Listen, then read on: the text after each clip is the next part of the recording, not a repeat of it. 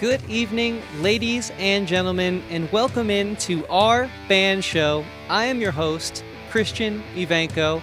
Tonight is episode 30, and to celebrate that number, we have a very special program for you tonight, because this is not just any normal episode of our band show. No. We are pulling out all the stops. Welcome to the first ever our band show, Unsigned518 Spotlight. What does that mean? Well, let me tell you. Our good friend Andy of Unsigned518, you guys might remember him from his band's episode Shortwave Radio Band back in 2024, has brought a whole slew of friends down with him, representing his podcast community and the 518 community to perform on our episode tonight. We're going to showcase a few songs from each of these four fine artists. And tonight we're going to start off with an our band show first, the incredible Camtron 5000, a hip-hop artist from the Albany area, an incredibly nice person, and an extremely talented performer. So without further ado, please allow us to introduce to the stage Camtron with his first song, Hooty Hoo. Cam, take it away.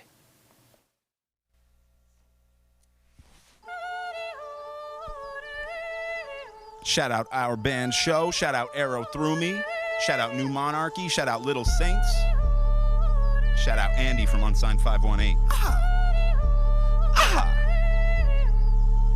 Who coming through to a city near you? Get a pretty clear view, cause we pulling up. Who with the stew going wild with the crew? Getting high from the Buddha, we rolling up.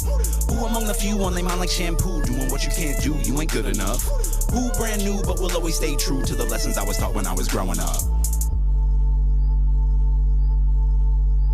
Okay, I got punchlines like I spiked the punch bowl. Like a bad bitch, just like Miss Trunchbull. Got it in the bag like it was a Lunchable. Mario with the star, yo, I'm untouchable. Such a cold world that we're living in. Everything run by the dividends, sickening, yuck. Loved ones with me through the thick and thin, listening. Oh, I think my edible is kicking in, yup. Trust the process, fuck the nonsense. All the time spent, gonna add up. Everyone is bad luck, they want the content. Context, it's a contest, but I confess I really couldn't give a about anybody who ain't on my side. Or anybody trying to stop my shine. They could search, but they not gon' find a story with a plot like mine. So Hooty Hoo coming through to a city near you? Get a pretty clear view, cause we pulling up.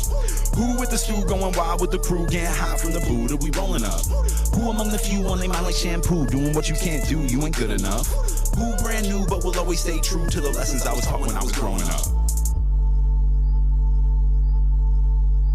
Okay, each one of them sounds like the next guy. What the fuck is it that y'all impressed by? I just want a freak that's gonna call me senpai. Wanna get geek with my squad. Best Buy, let's fly to the second star, to the right till we fall out of sight. We gon' never land. Yes, I'm doing this with all of my might. Have it all looking like it was never planned. Yes, I can, guess again, I'm a different specimen. I don't even wanna try to fit in with the rest of them. Bars on lock, safe words like it's S&M. Somebody let the rain blessing in. I'm the last student in the class when the lesson ends. I'm the past the cutest girl, some grass, now we best of friends. Played a couple tracks, got a laugh and giggling, and we about to get it in. Who coming through to a city near you? Get a pretty clear view, cause we pulling up. Who with the stew going wild with the crew? Getting high from the Buddha, we rolling up. Who among the few on they mind like shampoo? Doing what you can't do, you ain't good enough. Who brand new but will always stay true to the lessons I was taught when I was growing up. Camtron 5000.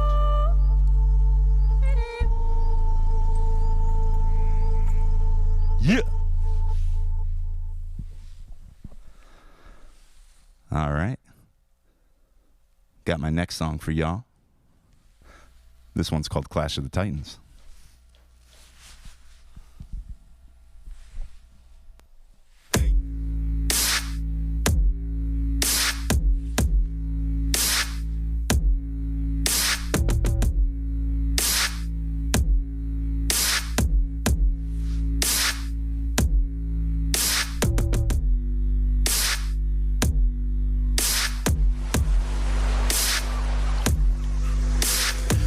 Is awoken. My eyes have been opened. I have been chosen. I feel the breeze from the sea as it blows in. I got the heat that's gonna leave them all frozen. Blade is so sharp you won't feel when it goes in. Straight through the heart of all those who opposed it. I killed the beat right after Merc composed it. And I'll go real deep, but you just dip your toes in. My mind is awakened. Future is mine for the taking. Fruit is alright for the picking. I got more written than Whitman or Dickens. I'll take your bitch mouth and then I'll stick my dick in. I'm sick. She asked me if there was a method to my madness. I said the way I see it, I'm the freshest, you the baddest. fastest. I'll make your body stretch. I wanna see you do gymnastics. She asked me how she did. I told her it was only average. Aw, I'm disgusting. The one thing their pitiful minds have a difficult time discussing. Conducting all my evil experiments. Ha ha ha. I took her home and made her lay down on the table. I tightened all the straps around her wrists, around her ankles. I checked the wires and connected all the cables. Better stay calm and collected, cause the next step could be fatal. I flipped the switch, her body twitched and shook and took the form of something of the likes of which I've never seen, and stood before me and said, Who dare summons me from my ancient sleep? It is I, Camtron 5000, possessor of power and champion rapper of Earth. I command you to grant me my wish. Command me? Very well. What is your wish? I wish. Transmission terminated. Signal lost.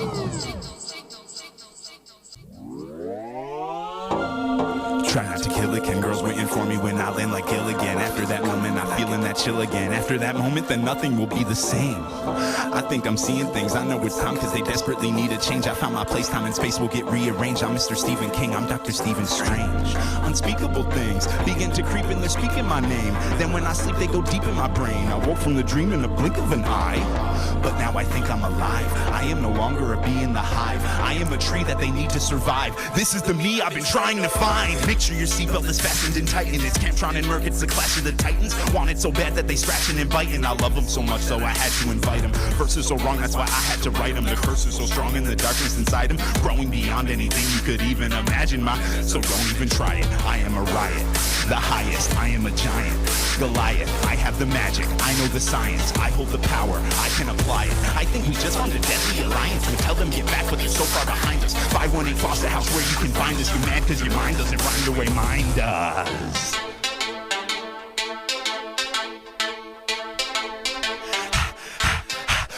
My mind is awoken, they trying and hoping, they dying and choking, it's mine and they know it. I feel the breeze from the sea as it blows in. I keep a secret but nobody knows it. The lock on the door to my cage has been broken. I'll put this track in the coffin and close it. Won't turn my back on my dogs and they know it. There's no turning back, I guess I'll just keep going. My mind is awakened, worth all the time it was taken. It's about time it was taken to the next level. I knew this would never be easy, but I'm gonna do it forever. There you have it, folks, cursed with the Midas touch. Damn, that shit's so cold that it might hurt when you try to touch. You know it's fire cause it burns when you light it up. Now they're at the door and around the corner lining up. Time to have a bite, my appetite is steadily growing. I'm going to find a sacrifice, won't that be nice? And there will be no way to stop me.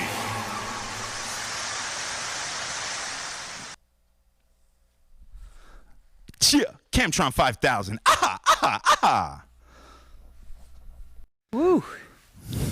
Absolutely incredible. Camtron, Thank ladies you. and gentlemen. Welcome in, everyone. Thank you guys so much for being here on this amazing Saturday night, July 19th.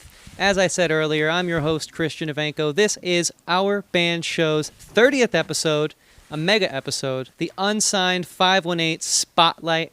And we have a lot of friends in the house tonight. A lot of great talents, and we also have producer Patrick. How you doing, Pat? Doing amazing, Chris. This is a great night. Glad that Andy is in the house, hosting us, co-hosting with us this amazing showcase that we have going on with, yours truly, Camtron 5000. Yeah. Of course, man. Before we go any further, we'd like to ask you to please support all of the artists on our program tonight. Follow them.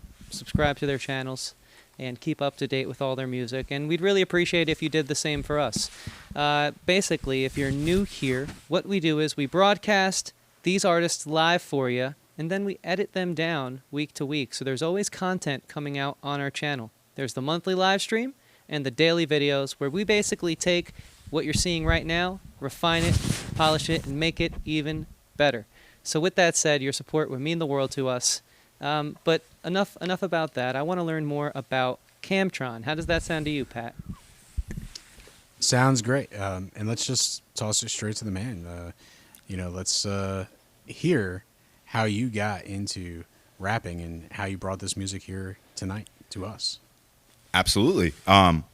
first of all, thank you so much for letting me be here. This is an amazing opportunity. I'm having so much fun, and a lot of other great artists in the building, and it's great to work with you guys. So thank you. Got into rapping through, honestly, just like a chance outing of karaoke. And I performed Kanye West's Gold Digger, and the crowd was feeling it. And it was kind of the first time that I realized, like, oh, I can perform in front of a crowd. And that was actually in kind of like my later 20s or mid 20s. And around the same time, I was kind of coming up with lyrics to songs on the radio. So I just kind of combined those two experiences and kind of told myself that I could write raps. I could write raps over beats. And here we are. Very cool. So who are some of your influences then? Influences, gotta definitely say Eminem, just for his undeniable lyricism. Also that kind of aggression that he brings to the mic. I love Ludacris from back in the day, just for all the like those fun songs, those party songs that he made. I love Young Thug just because he's like weird and he's got like a very interesting voice. I love artists who have like different voices than what you would usually hear. I love right now Prof. He's kind of someone I've gotten into lately. He's just got this kind of like smug style to him. And yeah, Little Dicky for the comedy aspect of that. So I just try to draw from all different, inspirations and just kind of bring it into one thing that you see before you hear. Yeah, and I definitely hear all those influences in your sound, but like I've been telling all of our artists this evening, the cool thing about this showcase, and you in specific, is, while you're inspired by these people, you're offering something new. For example, Clash of the Titans, that was very epic. That little almost like cinematic sequence in there. Talk to me about the creativity behind that. That's kind of something I really like to do with songs, is almost just like create this, I don't know, just lyrical, just visual that's almost not even like... It's just like creative writing in a song and really just bringing, because like I did some theater in college and I've always loved comic books, and those were before I got into hip hop. So like, I've always liked hip hop before I started rapping. So I just kind of always had those kind of influences as well when I then approached hip hop. So it was like, I want to be theatrical. I want to be like almost storytelling. I want to build these visuals, these worlds. And so that's where that kind of comes from. Yeah, for sure. I hear it. And I know the screenwriter and Pat really love that one too. Nice. Yeah, for sure. I guess part of the process of, being a rapper is definitely the beats, right? The music that is the foundation of the songs that you produce.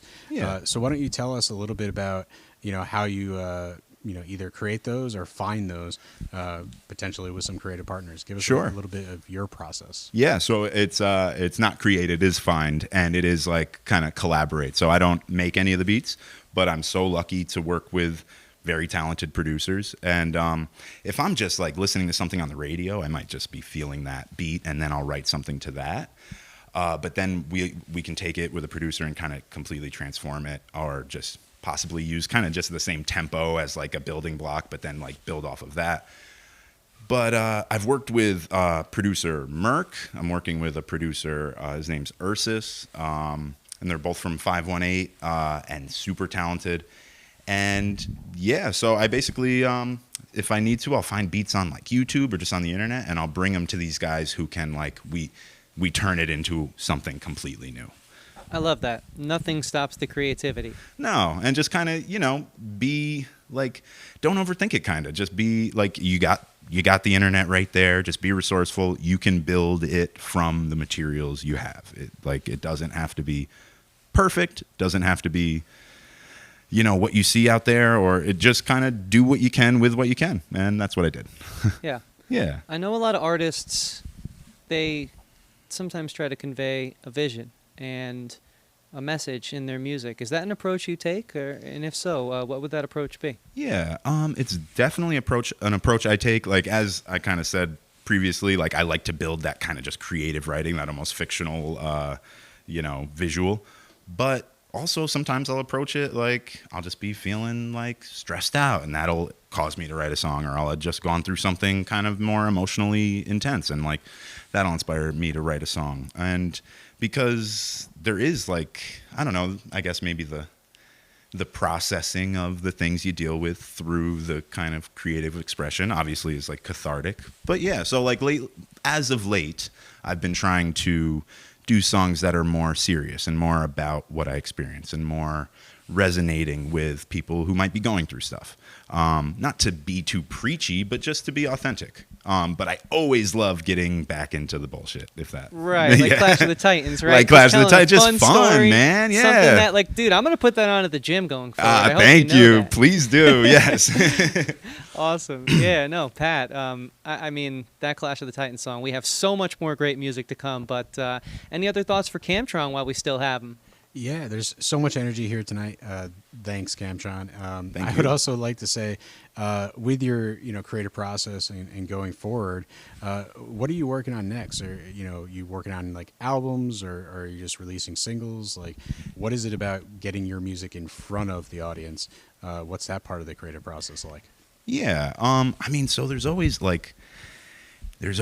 kind of strategies you see, like any artist kind of at my level, which is very DIY. Like, you see the strategies you could do on Instagram, on social media, all the ads that you can run on Google and YouTube and stuff like that. It can be a little overwhelming. So like, you do want to take those things step by step and try to master it as best as you can. But I feel like for a while, I've kind of just had the approach of like, I like this song, I want to put it out, I'm putting it out. So in that regard, there's been a lot of singles that have come out, but coming up, I do have an album that I just completed. Those first two songs, Hooty Hoo and Clash of the Titans, are going to be on them. And then the second two songs I'll be performing will be on an album that is, as I was saying, kind of more of my real, authentic stuff. That's kind of the mode I'm transitioning in now. So that'll be an album coming out in the future, but I have all the songs kind of being worked on right now. So album completed of all my kind of crazy, fun stuff. An album coming up of all of my kind of more deeper stuff. Both unreleased, but the first one I mentioned is coming out very soon, probably within the next month. So that's a sneak peek of the future. Yes. And while we have just a few more minutes with you, Cam, before we have to let you play some more great songs, I want to just go back to the past. Last question here. Yeah. You've been a pleasure to talk to. Thank you. What are some interviews? Please tell us on this interview some albums that have really inspired you. Albums that have really inspired me. So, love Marshall Mathers LP. I love several of the Carters, but Carter 3, I mean, can't knock that. Definitely the best one. Yeah, yep, exactly.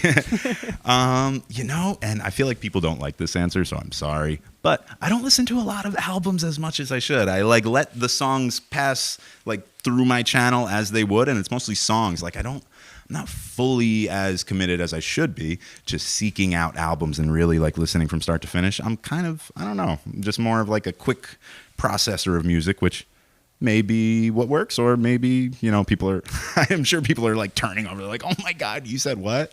But it is what it is. So those are my two favorite albums, probably, but I definitely could be listening to more.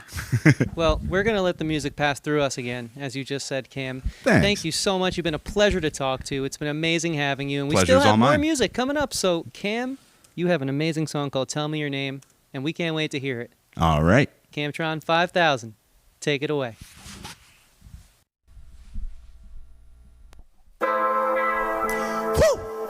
Yeah. Look, I know my story's begun.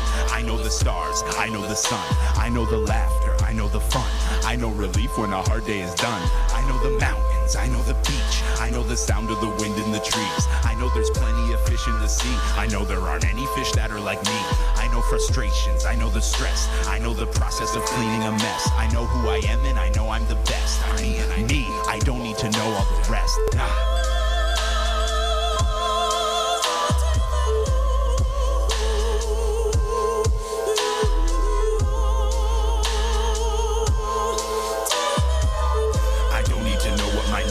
But I know that I'm the greatest. Tell me your name.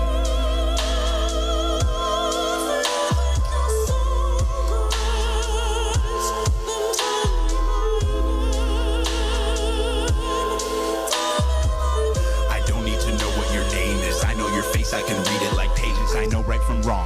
right from left. Know I can be a good person, I guess. I think I can swim, know I can drive. I know I get honey from bees in a hive. I know I can die. Right now I don't know if I'm even alive. Should I even try? Am I under 40 or past 25? I know I'm alright, but are the goals that I have even worth all the fight? What are my goals? What are my dreams? I know the feeling of lying awake in the night when the darkest of thoughts start to creep. I know the feeling of two cats who love me and curl up beside me in bed while I sleep. I know the grief when a loved one is gone. I know the belief that my life will go on. I know how it feels to be floating along. I know this road isn't quite what it seems. What are my goals? What are my dreams?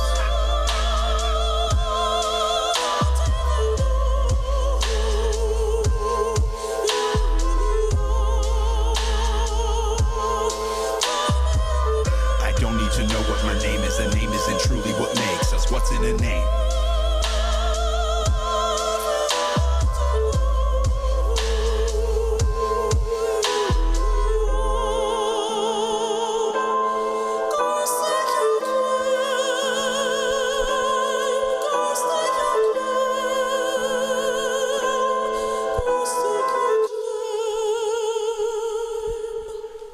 Shout out Areli on that track. Very talented singer who I had the pleasure of working with.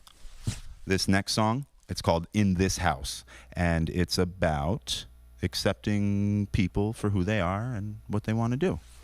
And then there's a little bit of just kind of lyrics in there, you know, just BS that I like to spit. So here we go. It's hot.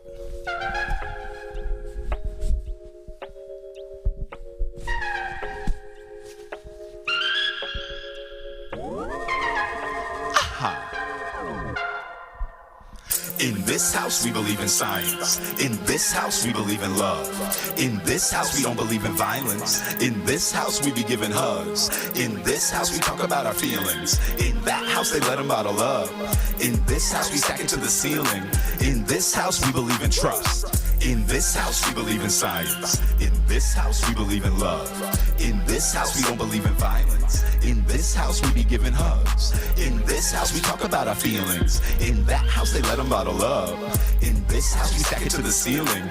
In this house, we don't give a fuck. In this house, I'm feeling like a giant, the highest. The sky is the limit and I'm flying. My timing is perfect. I'm a wordsmith, like the best I've ever heard, bitch. Maybe I'm biased. And my smile is the logo.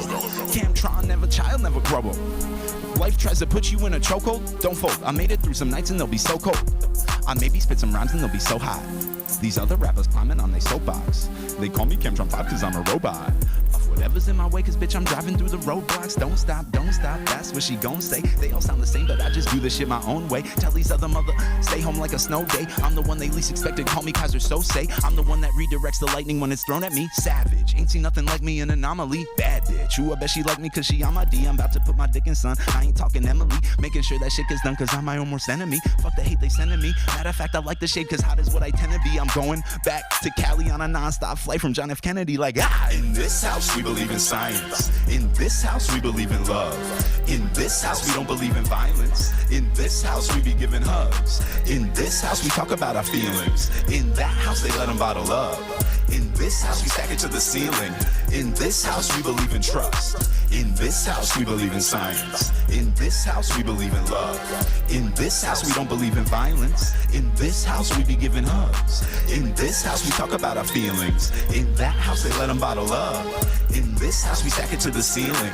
In this house we don't give a fuck. In this house the negativity is getting kicked out. We put in the work, no quick route. I honed and I sharpened what I spit about. Still sometimes a little bullshit slips out. That's okay, try to slip out. In my mind I never let it get to me. I swear I got the never-ending recipe. My methods be unorthodox. I'm more than sorta hot. I'm like the Fortinox. I say that cause your boys got bars. Shot for the stars, dropped on the moon. Got far, went from watching cartoons in my room as a kid on a Saturday morning. Now I'm lit and I'm on the stage flowing. I'm the shit, man. I could say no one does it like this. Camtron on his own, son.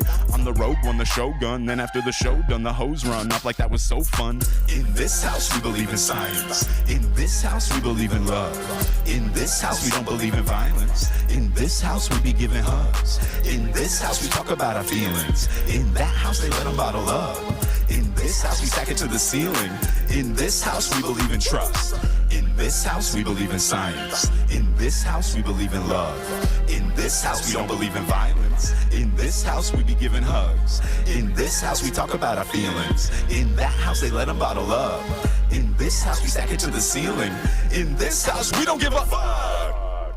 Shout out our band show. Shout out Unsigned518. Thank you so much for having me here. This was a lot of fun. Hi, guys. So, we're going to bring Camtron out here in just a little bit, but I do want to preface it by saying, again, thank you to everybody at our band show. The crew has been awesome. I came down last night. I got to see a lot of the behind the scenes. There's a lot of work that goes into it, but I'm excited to not only be a part of the first multi-band show on our band show, but you just witnessed the first hip-hop act on our band show. So it's a couple of firsts kind of right out of the gate. But yeah, we've got... So Camtron just finished up. We have Little Saints, Arrow Through Me, New Monarchy, all from the 518 area in the first, I guess, Unsigned 518 our band show showcase. So I hope everybody sticks around and enjoys the music that we've kind of put together for you. And I'm sure at any moment when Cam finishes up, he'll come and rescue me, so I don't have to talk into the camera by myself. But I've been training. I've been training a lot, doing this, talking into the camera by myself. So you're gonna see a little bit of it. But yeah, so the whole idea, I guess, behind this is I've always really wanted to do a multi-genre show, and with the multi-genre show, obviously, I wanted to start it with, I guess, to build it up. Start it with a solo artist, then we're going into duo, then we're moving into the full band. But I've always thought that the multi-genre show is like an important part of the scene, because it, I guess, breaks through cliques or any gatekeeping, because it allows the artist to see each other as people and not necessarily as musical partner. Here comes Cam. Good, you saved me, man. I was running out of things to say. I was directed to the other room, but I'm here now. Yeah, we're good. It's live TV. So I guess I just want to know, because it's been a long day. We've been here. You got here, noon-ish or so. So nine something hours. But I guess just give me a little breakdown of what you thought of the day and the performance. Performance was great. I had a lot of fun. This was a whole new experience with such a professional setup, and so happy to be a part of it. Not a bad drive. The weather was nice. You know what I mean? Not too hot. Kind of spent time around the campus and stuff, but honestly, chilled with some awesome people. Arrow Through Me, New Monarchy, Little Saints, all great people. Andy, great person. Chris and Pat, it's just been a really nice time, just chatting and talking music, looking at music videos in the green room with the guys. That's just been a lot of fun. So I'm very grateful to have experienced this. Yeah. And I think that's what I was kind of saying before you got on. It's the importance for me for a multi-genre show is to bring the people together first, no matter what kind, what outlet they have for their art, Yeah. And like I said, you made new friends with New Monarchy and Arrow Through Me and Little Saints, and you knew Little Saints before, but but you've made new friends, and those are things that last. So I guess if you can answer for me, how you see our scene up north in the 518 as a community, do you think that there's strength in that, or do you think we could do better? I mean, personally, I've been super welcomed by the community, up in the 518, and I have only good things to say, and so many nice people have kind of welcomed me in and given me opportunities, and just this right here, you, for example, thank you so much. And so I think it is very strong, very supportive of each other, and I guess if I could say one thing, support more hip hop. Support more hip hop in the 518 because there's a lot of good rappers in the 518 for sure. Yeah, and I guess that, because like me, I don't plan anything, but I did just think of a question when you said, so, because I've been really trying to put extra light on the hip hop in the area, because you definitely in just like the few people that I've talked to, I see that the hip hop scene has more struggles than, say, like a regular rock scene, as far as maybe some venues are a little more hesitant to put on hip hop shows, and I think that that's a shame, and I really think, like you said, there is some really, really great hip hop right in the local area that I think deserves the attention. So, I guess who, or do you want to shout anybody out in the scene, or like who would you want to like maybe give a little attention to that you think could use a little love? Definitely. Super awesome producer. His name is Ursus, Ursus. He makes some of the sickest beats I've ever heard. J Lyrics, JAYLRX. He is a like yoga master / rapper / dancer. He has the most energy I've ever seen of anyone on stage. He is like a brother of mine, and I love performing with him. And then there is Ricky Bandana. He's so good. I love his music. It's just like chill vibes. Like he's such a cool dude and very talented. And Alex Rapp, Beat Behemoth. A lot of people. Honestly, now I'm just like blanking, but like I could name a bunch more. But yeah. And another thing it just made me think of, because you're obviously doing your thing with hip hop. You said you've got a couple albums in the works, but also what people may not know is you've got a project that is it out or is it coming out? Because I just came out. Yesterday. Yes. I did a review for it that you'll get in, I think it's this upcoming Metroland. So in next month, Metroland is back. Metroland baby. is back. But in next month's Metroland, I review it. But that is a different project than just a straight hip hop thing, because you're with Merck and John Glenn, who goes by Like the Astronaut, and it's a totally different thing. It definitely is. So I guess real quickly, like tell us a little bit about that project. Some of the best music I've ever made. It's definitely different from what you may have just seen me perform. It's just very like summery, sometimes moody, but mostly just fun, like ska influences, indie and alt rock kind of influences. A lot of, very much hip hop and pop, but like just honestly, everyone who's listened to it, it's had the best response, and it's just so enjoyable to sit back and listen to. It's kind of a mix of like Sublime meets Gorillaz meets 21 Pilots kind of thing. I don't know. It's hard to explain, but it's great music. Check it out. Foster Planet is the project name. Yeah, definitely check out Foster Planet. It's super cool. So, Cam, thank you so much for coming out and doing this. Thank you so much. It really means a lot to me that the artists that I brought down, are all very important to me, and you came with the utmost professionalism. Thank and you. Everything has just been like really good, because I've been a little nervous. So I guess right now you are the pro, bro. You are the professional. It's not done yet. Well, you're crushing it. But I think we're getting close-ish to getting Little Saints on here.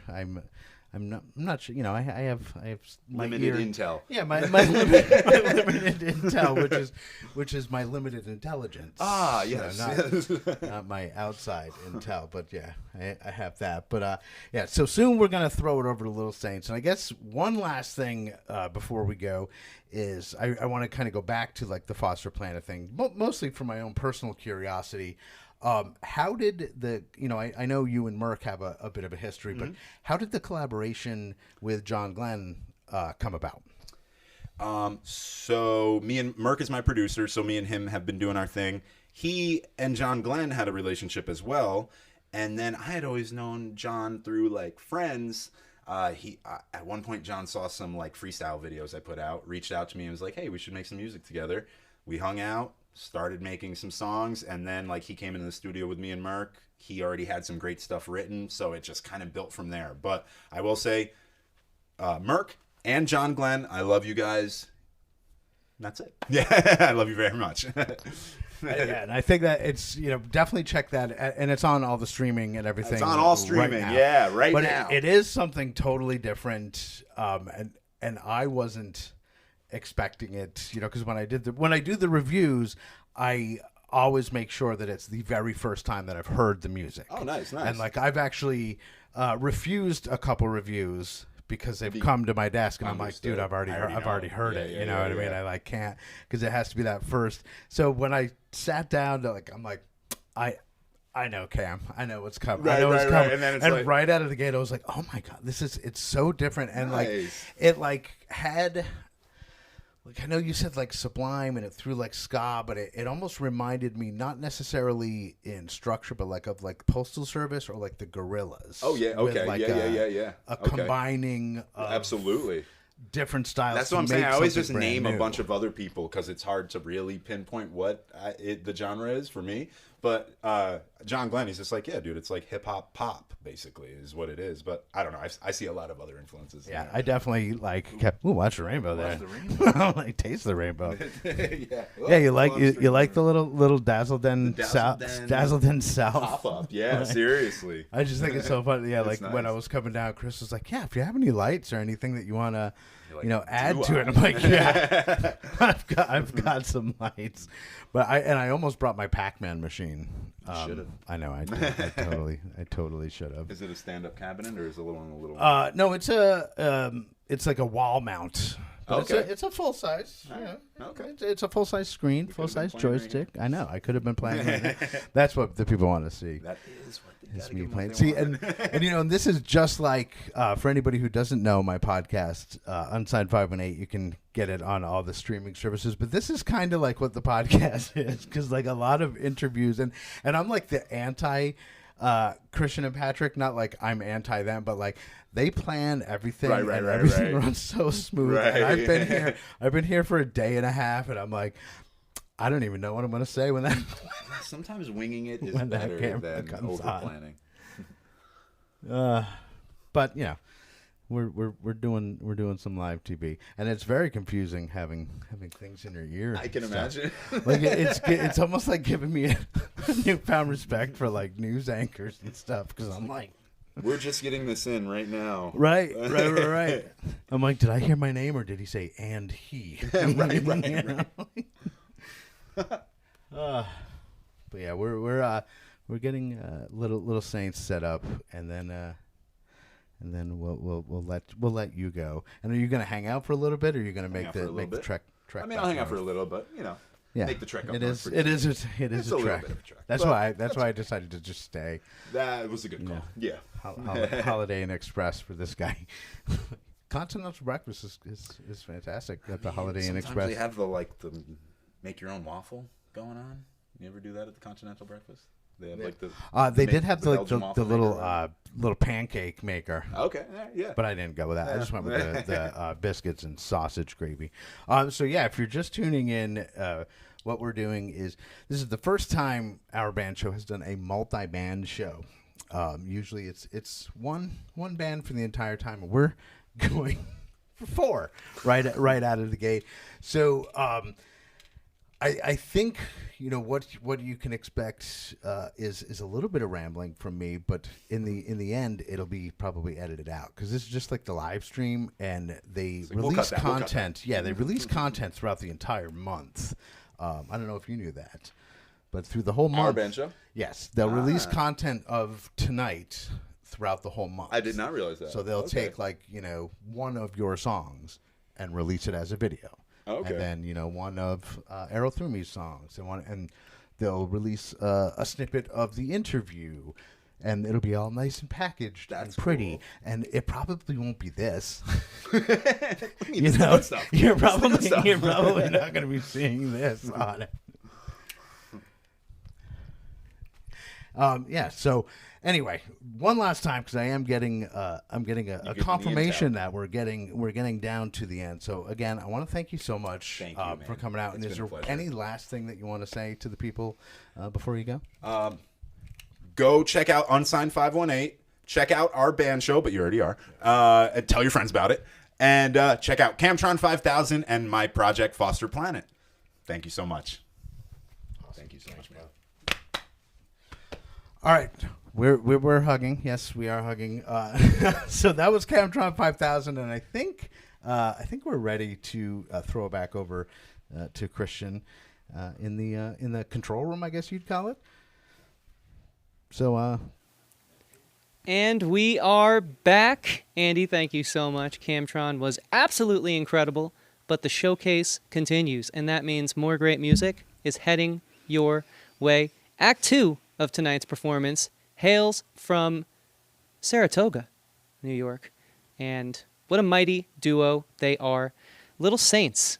We are incredibly excited to bring you their sound. I personally resonate with this sound a lot. I hear a lot of notes of old classic rock songs. I'll let them tell you their influences. And I also hear so much new being introduced to this style of music. And it's just absolutely going to be incredible to sit back, relax, and enjoy these beautiful tunes. So without further ado, it's our pleasure to introduce tonight Little Saints with their first tune, Satisfied. Take it away, guys.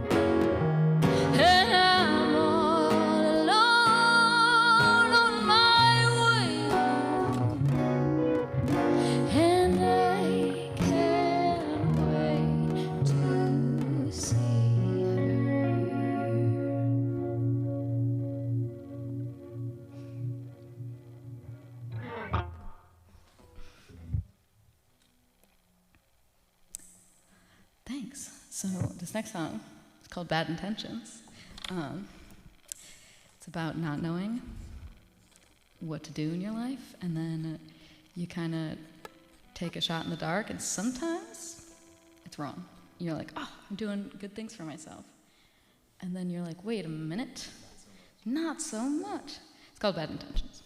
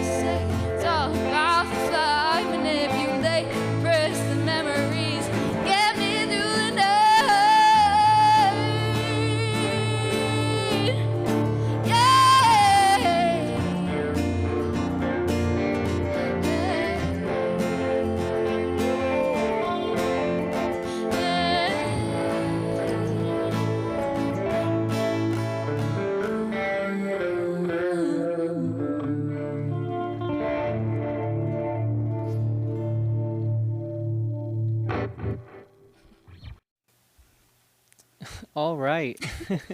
Incredible, guys. Thank you. Natalie and Andy, Little Saints, welcome to our band show. Thank you so much for having us. This has been such a day. There's a lot of fun people in the back over there. We're having a the party crew here. And the bands. Quite a blast. Yeah, we're on. Honestly, it's it feels like more so the party than a production, which I guess is a good sign. We're having fun, and how could we not? Your music's amazing. I just saw Patrick rocking out back there. How you feeling, Pat?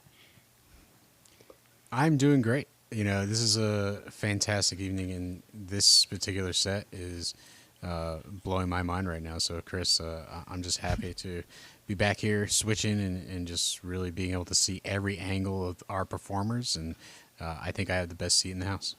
Yeah, we're very fortunate. But let's get down to business, guys, okay? We do our research here. You guys sent us a bio. I want to read a portion of the bio you sent in. I'm scared. Because I'm curious. It's a good thing. Don't worry. Don't worry. It's just because we like your sound so much, we want to understand what this means. So in your bio to us, you wrote, the band transforms between solo, duo, trio, 4-piece, and 5-piece to create a special performance for each audience. Now, I believe the special part. If you guys just heard what we heard, how could you not? But we've never had a band send a write-in like that. So what is this transforming amalgamation that we're hearing right now? This is... it's the number of pieces kind of depends on who reaches out to us and for what gig. We have been as big as like a 5 or 6 piece band, and it's been as small as just Natalie, by herself here. So Yeah, we just like to mix it up, but also be like we can morph to whatever so that we could play as much music as possible. Yeah, so how does that play out? Like, what's the, give us some examples of that.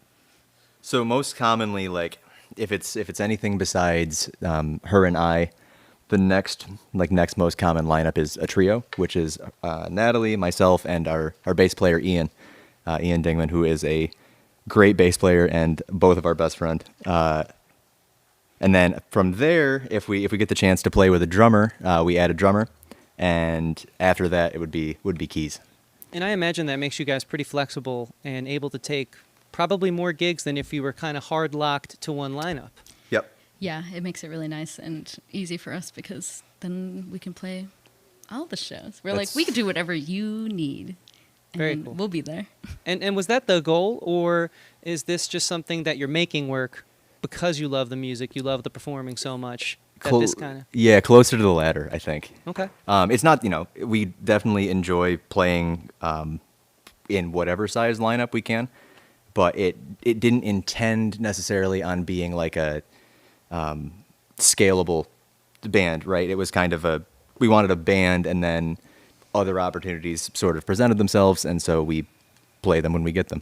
Yeah, awesome. And I'm going to take the opportunity to tell folks to go and find the recorded music. Most of it is full band, and you can really hear the larger treatment of the sound. And I think it's all the more special that we're kind of getting a more intimate style from you guys this evening, and it's fun to then go and unpack that on the streaming services. So please go check out their music. Pat, let me ask you. We've had a lot of different styles of music in the studio. Tell me what's your favorite part about hearing Little Saints go from the full piece on recordings to being a 2-piece in our studio? Hey, Chris, the acoustic, it's not something that we have on the show too often. You have to go back to the early days to That's really... right, episode 2, right? Yeah, exactly. But it's great to have it back, and, it really does rock, and...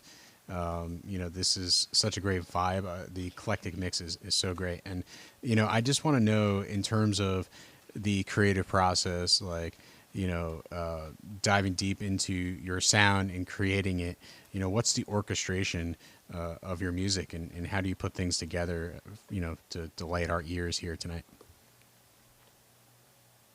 Yeah, all right. Well, Natalie usually starts with... some sort of either lyrical or melodic idea. Oftentimes, if she's got like a clear vision, it'll kind of start and end with her. She, I think, every song we played tonight. Did you finish all those yourself? Except for Satisfied, yeah. But yeah. But mostly, right? Yeah, lots of sitting in my room and being like, what keys is going to be, what chords are going together, and then I'll text Andy and be like, do these chords make sense? And then, but it does usually start with our lyrics, and then I go to Andy and I'm like, what? Here's the vibe of what I want. And I'm like, here, we want happy rock, kind of sounds like Tedeschi Trucks. And then sometimes I'm like, but I want sad and grunge and Alanis Morissette. And Andy knows what to do at that point. Most of the He's time. like, and he just puts it together. Really cool. And I shared some of the notes you sent us. I want to share some of the notes I wrote down in preparation for your sound. Please, yeah. And please elaborate on it. This is going off Pat's point. It's a perfect segue here. I wrote down, I hear notes of indie, folk, slight hints of jazz in some of the leads that are being laid down. But then I also get some sounds that are almost like contemporary French or contemporary Hawaiian. It feels very all over the map. Very truly an amalgamation of an eclectic palette. Speak to that, please. I want to know how the sound comes together.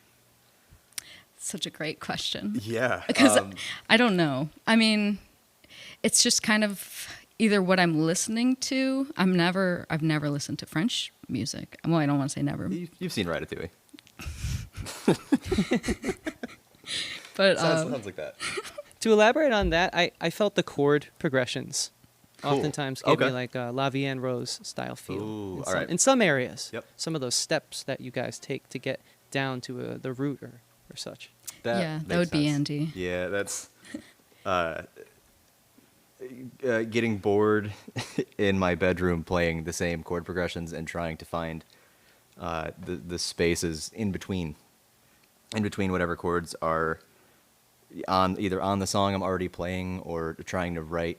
I kind of have I don't know if you'd say good or bad habit of overcomplicating things occasionally. I've been known to think that every song needs to have the maximum information in it when it definitely does not. So I've kind of worked to try to pull some of that back, I guess, and operate more just on sound and instinct rather than like numbers, figures, and proof that I know a couple things about the instrument, I guess. You got to leave them wanting more. Yeah.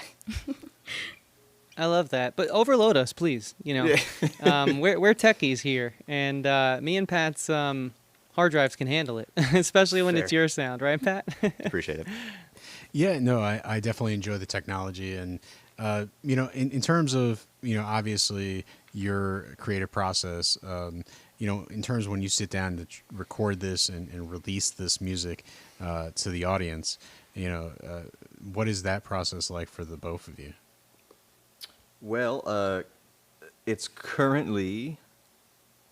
I feel like I usually do a scratch track. We go hang out with our friend Dan DeKalb, and wonderful recording engineer and mixer in Clifton Park, and we usually go in the first hour spent just kind of sitting on the couch and hanging out for a little bit, and then I typically will lay down a scratch track on acoustic guitar or something like that, and then we kind of fill it out from there.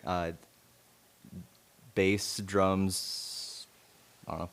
Yeah, it's hard to choose Yeah. what songs to do. It feels like because we have such a variety of genres, it's hard to pick what should go on one album. We have our EP out, but it feels like almost every song is kind of a little slightly different genre, which I love, but I know that sometimes that makes it hard for people to listen to us if they're like, we want that song in all of that album. But yeah, so right now we're just kind of trying to figure out what our next step is for that, if we want to try to write songs to fit an album or try to fit our songs into an album. But it is very difficult to try to string them together into It's story. a cohesive piece, yeah. Yeah, But and there's you a- want to tell a story.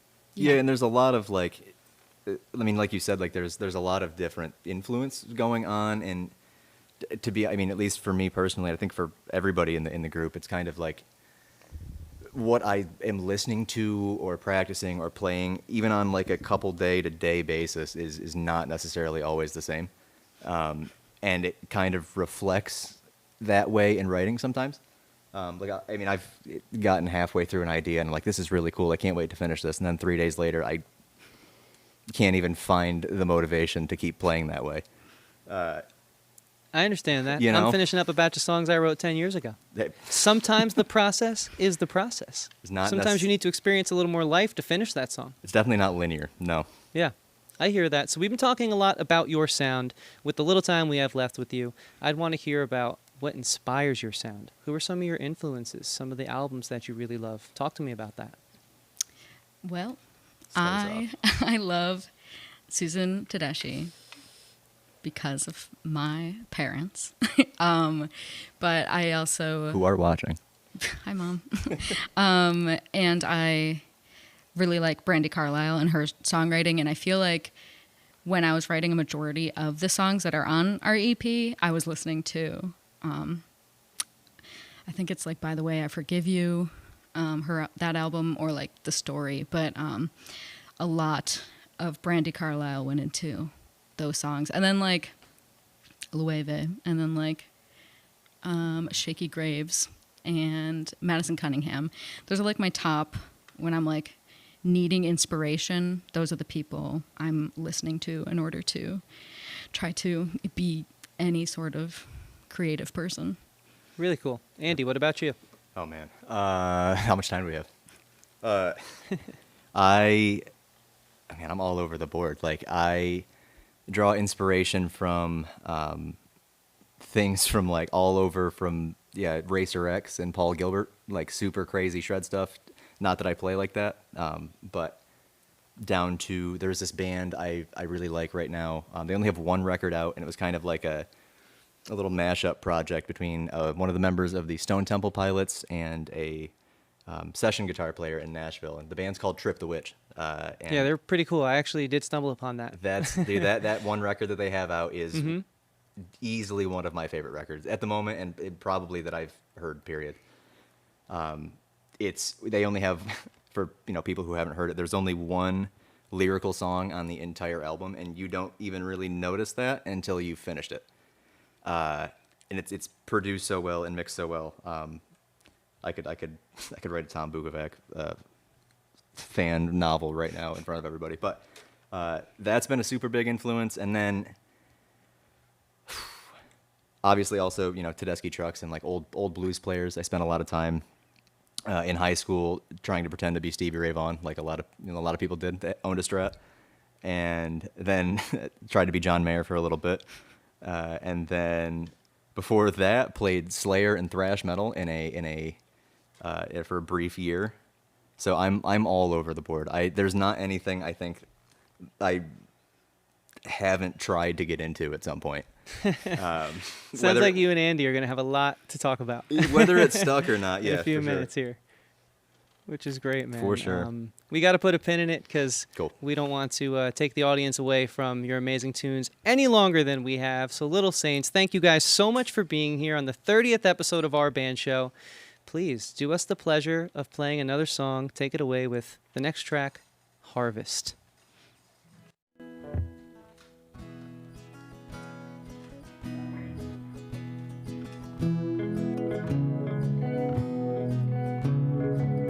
Coming out, all the leaves are green. No ideas, no more listening to reason.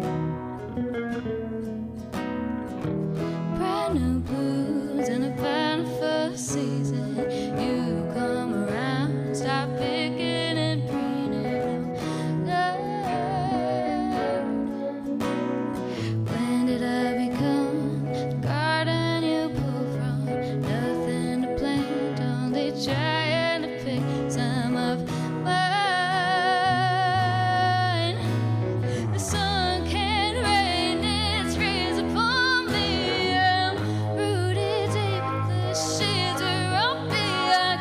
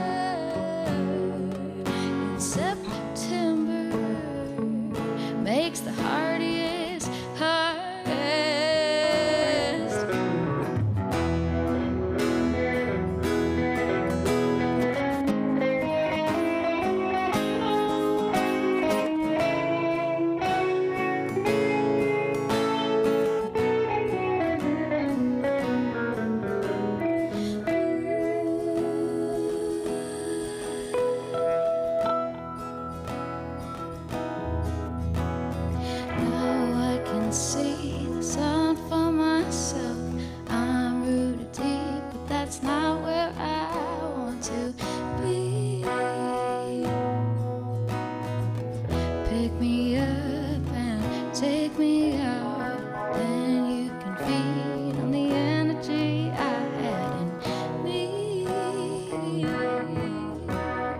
Gone through the season and I've made it through the hardest harvest I'll ever do.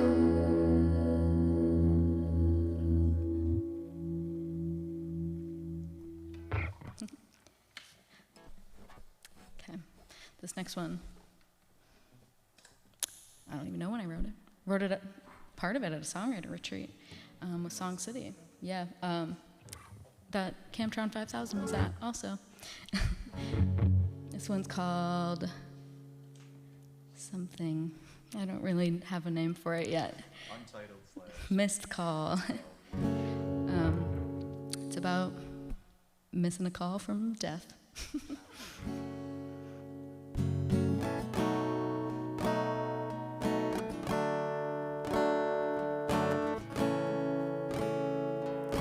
Don't pinch me, I'm not waking up. Someone's at the door.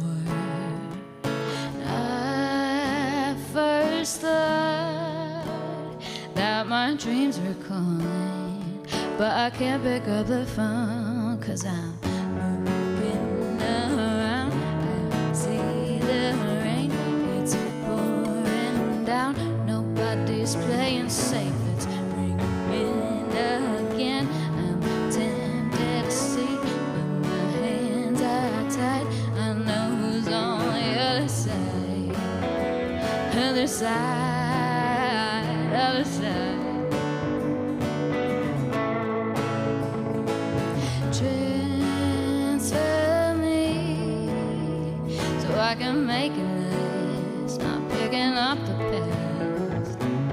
Don't leave me with any messages, 'cause I'm not getting it, 'cause I'm looking around. I see the rain, it's pouring down. Nobody's playing safe, it's ringing again. I'm tempted to see, but my hands are tied. I know who's on the other side, other side, other side. I could say that you wanted to be me, but you can't, and my heart's still bleeding. Get in line, I said, why will you do this? Can't you see that I was clueless? Get in line, I said, why will you do this? Can't leave, I could see you screaming. Can't connect to the line I'm receiving. Turns out I was the one still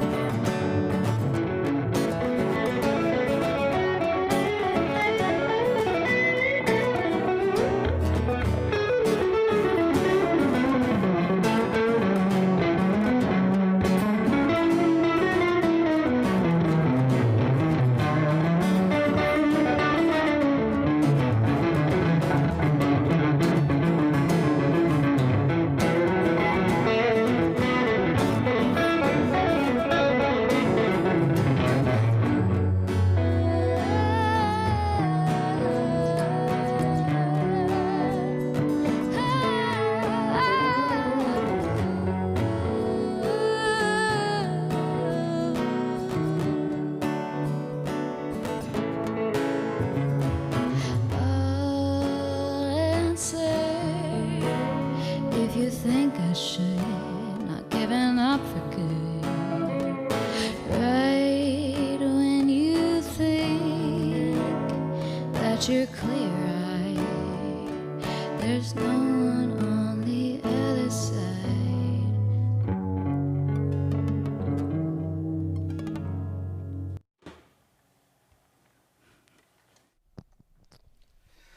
Spotlight, Little Saints, and we'll be bringing them out here for, I guess, what we're calling like the post game wrap up area here in the I've dubbed it Dazzle Den South. But before we bring Little Saints out, I just wanted to let you know, obviously, my show Unsigned 518, every week I sit down with a artist in the 518 area. No genre specific. I try to, just like tonight, I try to keep everything multi-genre. But I sit down for a long-form interview. But I also have, and those episodes come out every Tuesday, but I also have a show called Unsigned 518's Weekend Spotlight. And what the Weekend Spotlight is it comes out on Thursdays, and it is a show that is relevant for what is happening that current weekend. So it focuses on Thursday, Friday, Saturday, and sometimes things happen on Sunday in the area, and then play some music from the bands that we mentioned, and also Christian and Patrick of our band show contribute a segment every week. So every week you'll get to hear an artist that they've had on this show and hear a segment of the interview and hear a song. And it's, again, kind of a way to, I guess, bridge the gap between the scenes, because Albany's a little north of here. And we want to create, I guess, a bigger local scene. And recently, I stepped away from hosting duties of the Weekend Spotlight. I'm still producing it. It's still an Unsigned 518 show. But I brought in my good friend BJ Schwinghammer, who is taking over hosting duties. So he is going to be the surrogate me. He'll be picking the music. He'll be doing the research, finding the shows, and bringing you all the great stuff every week. So on Unsigned 518's Weekend Spotlight can be found anywhere you listen to podcasts. So go check that out. And it looks like coming into Studio A, we have Little Saints. So why don't you come on over? Yay. Yay! Hello. You did it. That was a good high five. Yeah, that was great. Two good high fives in a row. That was two good high fives, and I wasn't even looking on that one. So, You didn't look at the elbow? no, it was just pure luck, But I guess I want to get a little bit of the post-mortem of the day, because obviously it was a very long day. It's a new experience, I think, for a lot of us to be in a television studio instead of in a bar or a music venue. So I guess tell me a little bit about how the day went for you. Oh, Take it away. Yeah. Right before we started, I was like, I looked over at Andy because everybody was like, "This is who you're looking at to do the countdown. This is what cameras you're looking at." And I looked at Andy and I was like, "This is so cool." And I've just been. Everybody's been absolutely wonderful, so nice and welcoming, and being like, "What do you need? Do you need anything?" There was homemade food, and it was delicious. Yeah. It's been really awesome. Yeah, seriously. Shout out to Christian and Patrick for staying up until 3 a.m. to cook a wonderful amount of Indian food for all of us. And yeah, to echo kind of what Natalie had just said, maybe although a long day, a great day. Yeah. A lot of cool hangs. Everybody in the back is hysterical and a lot of fun, and it's been pretty easy from start to, I think the most difficulty we had in the whole thing was just getting through the service entrance, maybe. So all in all, really good time. And going back to you were saying, Andy, that you play in or any kind of thing, kind of like where you're needed or whatever, and even Erie last night, you played a show. You filled in with Erie, and I know Chad, drummer of Erie, is watching right now because I've been secretly texting him on my phone over there. But not only have Erie done this show, but you also played with the Snorts, who had done this show. And I don't know if you even knew that. I did. But, yes. Yeah. But I guess I want to stress the importance to me about why I chose who I chose to come, because it wasn't an arbitrary just whoever can do it. So I obviously Camtron, Cameron is a good friend of mine. He's such a nice guy, but you two, you strike me as just professionals and people that really take it seriously. I know you're giving me the eyes, but like, or at least you take it seriously, you know? And that's kind of what I really wanted when I brought down here, is people that were going to appreciate the experience, that were going to give it, I guess, their all.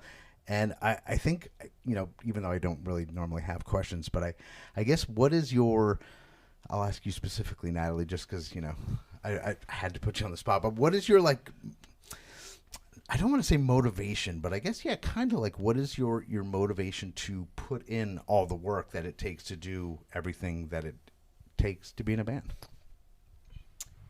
Well, I just love writing. I really, really love writing. And I've found myself loving writing more and more lately, because I feel like the less I post on social media, the better I am at writing. And I feel like I've been like behind the scenes, just like putting everything down in notes.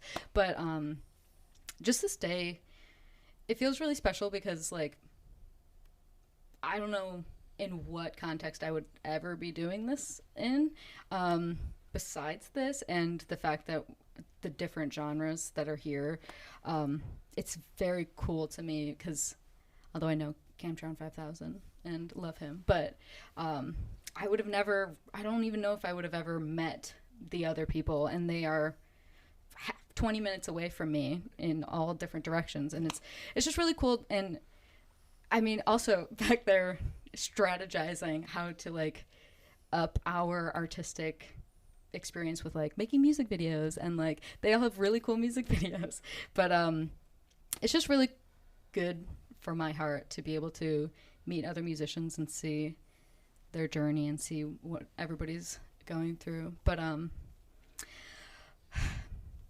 love writing, and I really need, I enjoy performing, but it does scare the crap out of me. So here we are having a day. Yeah, I mean, you know, if performing scares you, you know, live TV should be easy. You know, all the lights and the people looking at you. He's gonna walk in any second. Yeah, right.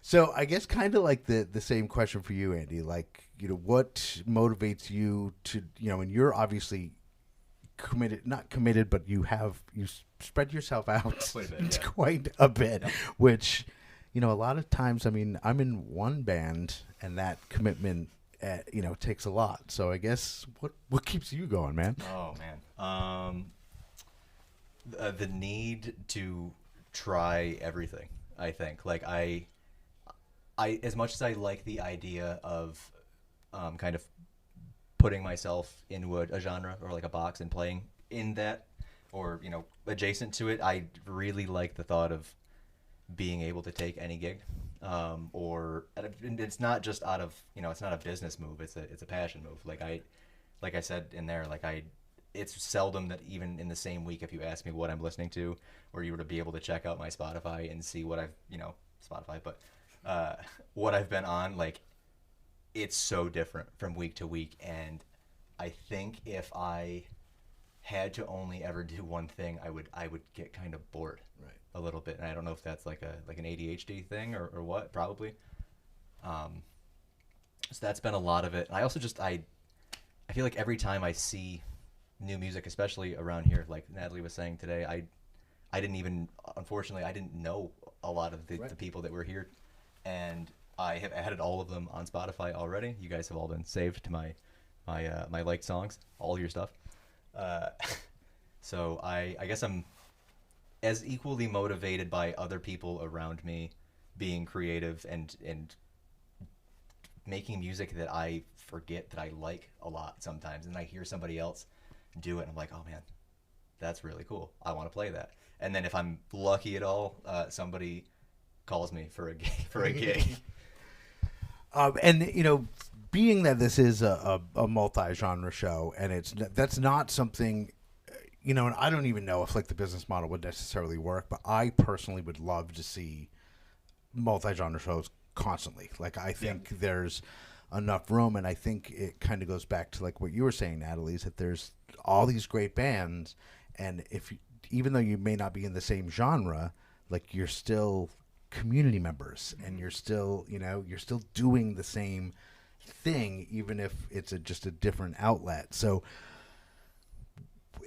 do you think that there's a place for multi-genre shows in our music scene? Obviously. Affirmatively, yes. Yes, absolutely. Yeah, I think a lot of people are thinking about it a lot more now, which is great. I know there's like a lot of events, like Troy Pride was talking a lot about. All the people who were helping Troy Pride with setting up like events and stuff, we all happen to be the same genre, but our goal there was like, we need everybody involved. It's so important. And also like these people who are liking our music, they'll probably definitely like somebody else that's here too. So it's really nice that, and tonight especially, them being able to watch from their own home. Right. Yes. So that's really awesome. And I guess, Andy, being that you obviously like to play several different genres, like to kind of add to that, like, what do you think like we can do to, I guess, have more multi-genre shows, like to create, like, the idea that it is a community that we're building and it doesn't necessarily have to be the same music. Do you have any ideas on what we could do, or is that just did I ask a tough question? All right, hang on. On the spot. Here's how you plan a multi-genre show. Ready? Take notes. Get your notebooks out. All right. So no, I do agree that I think there should be more of them. 100%. As far as doing it, man, it's like I don't know. I don't want to say this and assume that it doesn't come from the same place for anybody, right? But like I feel like if people just kind of lowered their shoulders and were like, wait, I like that sound. I like this sound. Why don't we all put a bill together? Right. Why don't we find a venue that accommodates like all of the stuff that we like to do and stack the bill in a way that, either progresses or, ebbs and flows in a way that makes sense. I mean, I don't think the idea of a playlist on a streaming service or a mixtape CD is new to anybody, right? And like, I don't know what your guys' ones look like, but mine are pretty all over the place. So it definitely can be done. He's got a point there. Like it's. I think it's less about like, oh, would it work? It would work. It would definitely work. It's just about how do you structure it in a way that makes the night. You're not even paying attention to the fact that so much has changed, right, musically throughout the course of the evening. Does that kind of answer? Yeah, that absolutely answers. That's a great answer. So Natalie and Andy, I want to thank you not only for talking to me doing the post game thing, but for all the work that you did to be here, because it wasn't an easy ask. And when I was telling the band, I'm like, yeah, it's a 10-hour day and it's a lot of sound checks, a lot. So I really appreciate it. So go check out Little Saints, and I guess that is it. So thank you so much. Thank you. Man. Appreciate it. All right, and I guess we're gonna throw it right over back to Christian. Thank you, Andy. Oh man, Little Saints were awesome, and it doesn't stop there. We have our first full band of the evening, a powerhouse from Albany, New York, blending sounds of what I would say is emo punk with alternative, and then something completely their own. So I'm going to save them to describe their sound, and I'm going to let you just listen to the incredible music of Arrow Through Me, playing their first song of the evening, and what a good one it is, Pretend. So without further ado, Arrow Through Me, welcome to our band show. Please, take it away.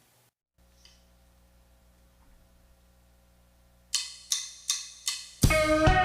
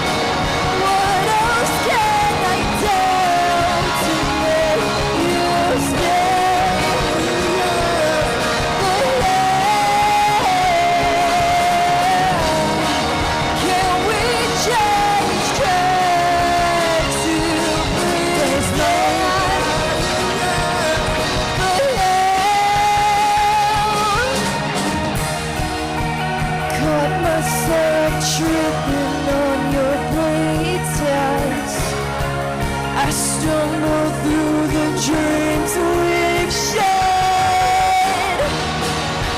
Pessimistic, optimistic, ritualistic, it's you. It's already you.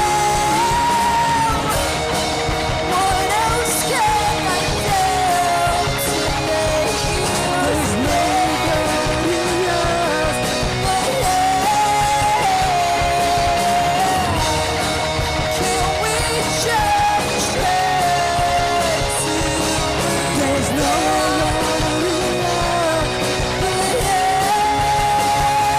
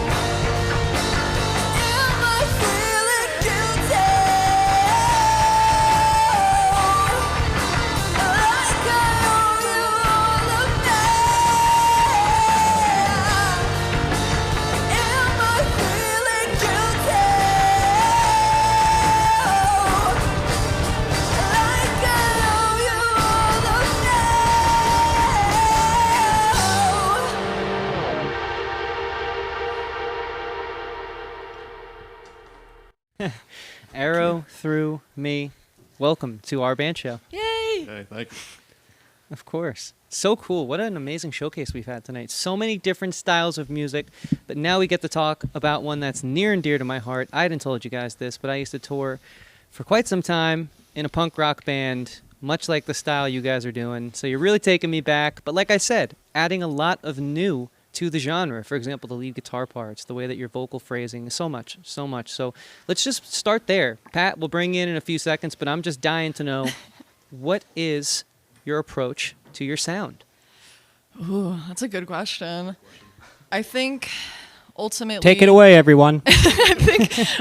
Please. I think the floor is yours. ultimately, for me personally, I have my repertoire of lyrics, and occasionally we just try to get together. We'll have a couple hours and we just try to write. And I think that's just the best process, especially with Day. Sometimes he'll come in with like these crazy chord progressions, and Mikey will also come in with like maybe some leads and like vice versa. And it's just a really good mix. And Aaron and Anthony, you know, the rhythm section, bring it down. Yeah. So it's a very collaborative process. Oh yeah, for sure. Okay. Very cool. And, you know, I get, like, we were talking before you guys went live. Paramore, you said, is a big influence, right, Grace? Yes. But then I also kind of get some of that, like, Story of the Year or Hands Like Houses vibes. You know, that alt rock that it was heavy, but it was singing. Yeah. You know, they never really took that next step to scream, but they kind of didn't have to because it was still really heavy. Mm-hmm. And I kind of get that from you guys. What are the influences that maybe come together to bring that out in what I'm feeling and hearing? I think a lot of it comes from me and Dayron growing up on opposite sides of emo, because we both like the same genres, but not really all of the same bands. And when we and Dayron have been playing music together, actually like almost for a decade now, and we always are trying to write stuff that's like, if we heard this in high school, we would go, woo! So that's kind of our approach. And because we have similar genres but different influences, I think we're able to write a lot of really unique sounding stuff that blends in ways that are maybe kind of different, you know, that make us stand out. Because, you know, rock and when you're in a genre like that, a lot of stuff is going to start sounding the same. So I think we try our best to kind of put our own flavor on everything. Yeah, really cool. Pat, were you an emo kid?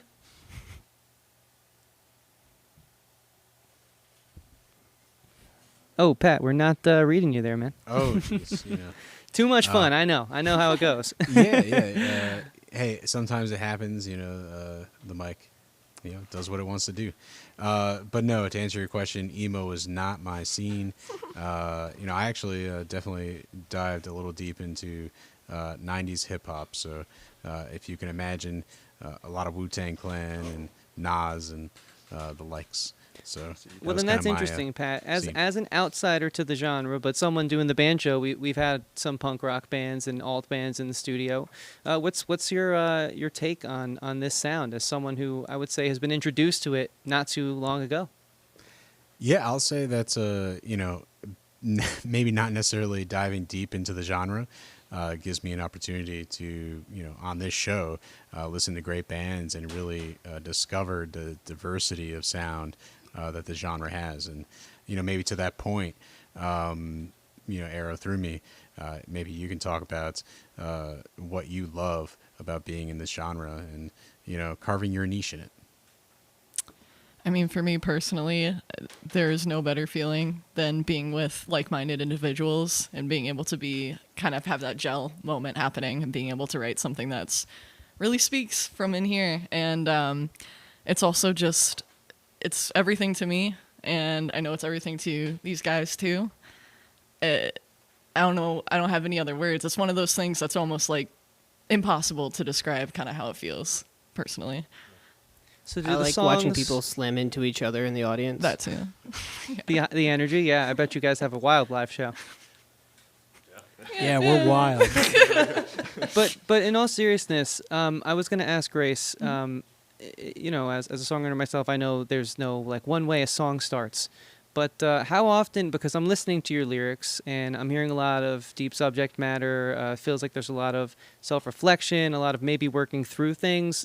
How do you decide what emotions to put into your music? I don't know. I tend to, at least lyrically, mainly just write poetry all the time. You know, sometimes I'll even just be at work, have a sticky note, and I think of something. I'm like, oh, this is how I'm feeling in the moment. Let me write that down. Usually it's just a culmination of sometimes just like little sentences and phrases that I'm able to later on kind of just piece together. And sometimes most of the songs are just like well thought out, you know, cohesive, one thing. But sometimes I'll just paste bits and pieces of similar stories to make one cohesive story, and kind of just use what fits mostly. At least that's how it's done, you know, lyrically. Yeah. Really cool. And then you bring it to the rest of the band, and you guys kind of find the musical backbone to that theme? Yeah. Sometimes I feel like it flip-flops sometimes too, but yeah. Okay. What do you mean by flip-flops? Sometimes they'll bring me a piece of music that hits me here as well, and I'm able to write something to it. So sometimes it works out like that. That's cool. Kind of like how we do things, Pat. Very collaborative, very free-flowing, creative, shared visions. Yeah, for sure. It's you know, we have a lot of creative people, and when you meet a network of them and you're able to sort of get on the same wavelength, it's nothing short of amazing. In terms of your just recording your music and that process, is this kind of a at-home DIY type of process, or are you going into the studio? How do you approach that? It was actually all recorded. Our last EP was recording in my dining room, and we sent it out to get mixed. Wow. Did you have did you draw the curtains? Was there any glass in the room? Because it sounds really good. I'm just wondering how you recorded such high fidelity in a dining room. The shoe closet. Yeah, Grace recorded vocals actually in a shoe closet, but okay. A lot of good stems, and our guy who does our mixing and mastering is amazing. Yeah, shout out Jake Mannix. Shout out Mannix. Yeah, clearly. Wow. See, look at that. We had a silly moment, and it just brought out this amazing conversation. But enough talking. You guys are so good. We got to get back to the tunes. So, Pat, any final questions for Arrow Through Me before we let them do what they do best here and rock out? Yeah. So why don't you just talk about your debut album and, you know, just, I don't know, just give us a little bit of the story behind, you know, the creativity that went into it. It was a really long process, if I'm being honest. Very long process. I think it took us all together probably about, 2 years, really, to get it completely finished, like from beginning to end. I know we had a couple rewrites on some songs, both lyrically, musically. We've put some things aside and save it for future things. I think the biggest thing for us when putting together the EP was just structure, how we wanted the songs to go and in what order. To me personally, I felt like it was a little bit more almost like experimental. Like, do we have our set sound yet? Like, what are we, you know what I mean, looking to do? And I think, funnily enough, even though they're all just maybe a little bit different, each song on the EP, it's cohesive, it flows together, and I think it shows like a little bit of each of us. Yeah, as a fan and an audience member, I think you hit the mark. So let's get back into these great tunes. This next one is a powerful one, called Mourning After by Arrow Through Me. Take it away, guys.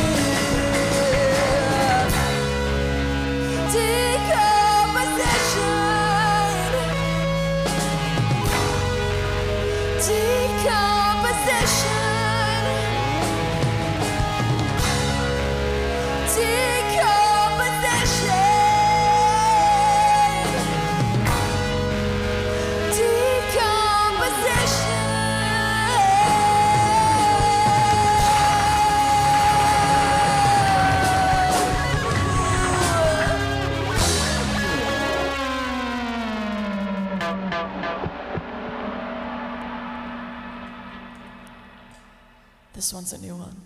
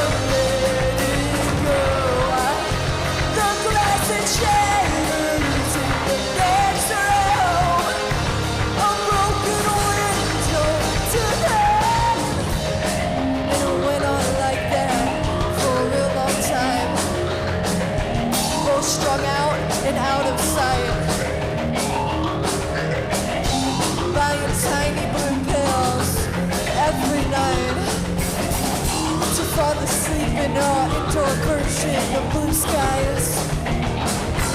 But I finally cried, and everything feels different. And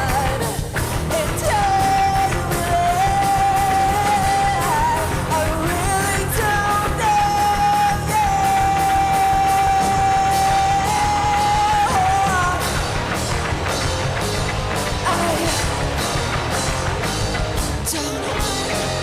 You broke me down in the worst way.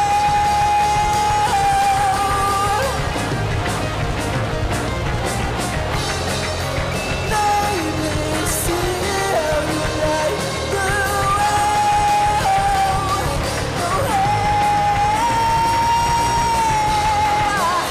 You said it's all you've ever known. You gotta work on letting go. The graphic shaders in the next room. A broken window to hang through.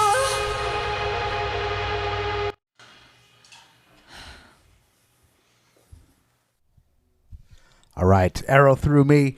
And, you know, I just want to say, like, in this build up, you know, starting with Cam and into Little Saints and into Arrow Through Me, it's really it's making me think more about the multi-genre shows. But I think I want to go back to, and Arrow Through Me will be out here in just a minute, but I want to go back to the first time I saw Arrow Through Me. They were playing with my friends in Erie and Angelina Valeni, and what struck me, I think, first was Grace's voice. There were times when she was back from the microphone and still louder than the entire band, which is a testament to singing power, and that's what really like first caught my attention. But I think I want to maybe let something be known here that I didn't plan to let be known. So, you know, obviously I have my podcast, but I've got another podcast that's coming out that I am not going to be the host. I am producing. It is I haven't told Angelina that I'm letting everybody know, but Angelina Valeni, who I just mentioned, she's a friend of mine. She's a great musician. She is going to be launching a podcast called Two Normal People. We have a fair amount of episodes in the can. We're going to start, I think, airing them in the first week of August. Fantastic podcast. It's her talking one-on-one with musicians and people in the scene, but it's not necessarily music related. Whereas, you know, my show Unsigned518 is very much hyper focused on the music. Her show, you know, called Two Normal People, it's kind of a play on words, it's TOO, but it's really just about two normal people sitting down and having a conversation. So I'm really proud of it. It is one of the best podcasts that I've heard, and you know, I'm saying this not only as the producer, but I'm just being honest. Like it's really great. She did a really good job, and I'm actually the first guest on it, and I get more candid than I've ever gotten ever before. There's some stories that I tell that there's a lot of my friends don't even know. So you're definitely going to want to tune into that, if not only just to hear some less than flattering stories about me. So look for Two Normal People coming up. And also Metroland, which, you know, Camtron was wearing the Metroland shirt. We alluded to that. That is back. I am the local music relations guy for Metroland, and obviously my role is the local music. I love the local music so much. I love all the genres, but Metroland comes out every month in an actual physical publication, so you can see what's going on in the area. We do interviews and reviews of shows, and actually in the next episode, Christian and Patrick of our band show, I had the pleasure of interviewing them, and you will be able to read all about that in the Metroland. You can check everything out on themetroland.com. So in just a couple minutes, we're going to bring Arrow Through Me out, and we'll talk to them. But I really just want to thank everybody who's stuck with us so far, because I have been cheating and looking at the YouTube to see how many people are watching and what the chat is saying, and I can say that Arrow Through Me had a lot of support in the chat, which is super cool. And I just heard a woo woo from out there. Yeah. But yeah, they had a lot of support in the chat.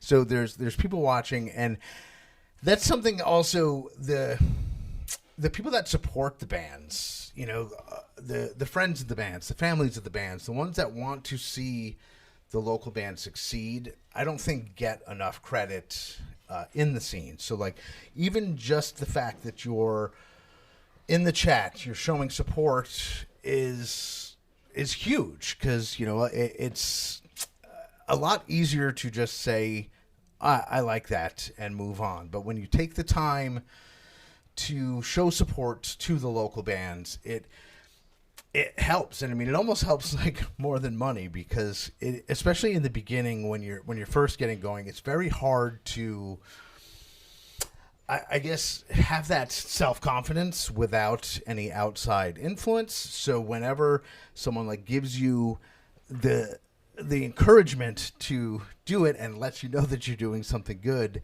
it propels you and helps the musicians go. So big shout out to everybody that has been in the chat and showing support. So I really appreciate that. And soon here we'll have someone from, I hear movement. So Arrow Through Me will be out here soon enough, and then we will move on to New Monarchy. But again, thank you for watching this. This has been several months in the making. I think we started talking about it. It might have even been pre-Christmas. It was definitely over the winter when Christian and Patrick and I were talking about it. And I just remember saying, I want to do a multi-genre show. And I can't remember, but I think I even wanted to like start with like 6 bands or something. It's like, let's just bring like everybody down. And then, they talked me down from that and got it down to 4. But I'm hoping that this is something that we do often. I'm hoping this isn't just a one-off. Obviously, I have a recurring relationship with Christian and Patrick and the entire crew here at our band show. I talk to them every week on the podcast, and I just think that, being that we're down here in Poughkeepsie and we've got the music scene up in Albany and up in Saratoga and Glens Falls and even up in Lake George, even though that's like, probably close to a 3-hour corridor from, Poughkeepsie to Lake George, it's not that far in terms of bands playing out. Like it's not crazy for an Albany band to come down to Poughkeepsie, for a Poughkeepsie band to go up to Albany and to Lake George and so on and so forth. And I think doing things like this is a way to help that, because like Natalie from Little Saints was saying, there's all these great people in these bands that she may not have even met had it not been for a multi-genre show. And the multi-genre show will introduce you to people, which will again just expand the community. So I'm hoping that they're wrapping up, because I'm really running out of things to say. And I've seen like in the chat, people are like, no, you're doing good. The one thing I guess you can't see to these really expensive cameras is the sweat, because there's a lot of sweat. And this is only the second time that I've done a live like video thing, and the first time I didn't even have to talk, and I did not do well. So hopefully I'm at least getting you through the down point while we work through this. So, how's it looking over there, guys? Yeah. Do you have any free members? Oh, sorry. Oh yeah. Fashionably late. We got Grace coming in. Hey. How's it going? I'm really sweaty. Yeah, I am incredibly sweaty. Here comes the rest of my Earl 3. Come on in. Water's fine. We'll try to make some room, and I think we can get everybody in. Yeah, squeeze in a little more. Yeah, we're already sweaty. Yeah, we're sweaty. So I just want to, I guess, give the postmortem on your thoughts of the day, because this is not a typical gig for any band. Normally it's, go to a bar or a venue, but this has been an experience. So I guess I'm just going to hand it over to you guys and get all your thoughts on what today was like. Well, it was definitely my first experience doing anything like this.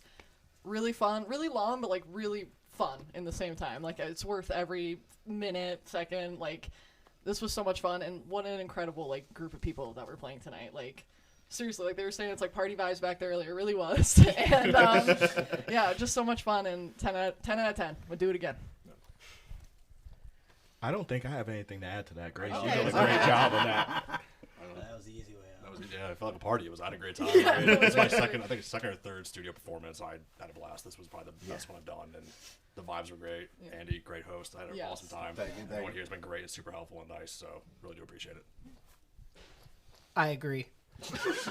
I knew it. I knew it. I could see it in your face. I was like, What was the question?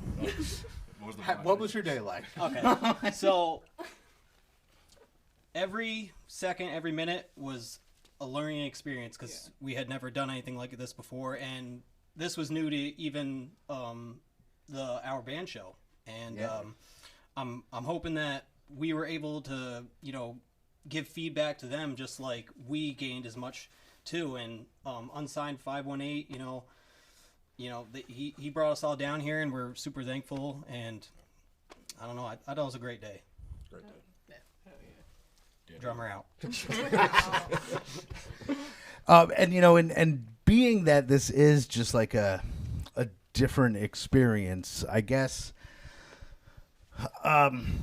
it speaks, I guess, to the adaptability of a band, because it's got to be really hard to like have the way you do things, and then you're showing up to some place where you're just like, You're throwing it to the gauntlet. everything is going to be just completely different. Yeah. Like even like the sound check, like especially you as a drummer, like, how many times did you hit your kick drum? Yeah, too many. Yeah, 300-400 times, and like, and that's because of their attention to detail. And we're doing the live stream here, but once they edit everything together, I think that's when the real product of what we did here today is going to start to roll out over the next month, like with the little snippets and stuff.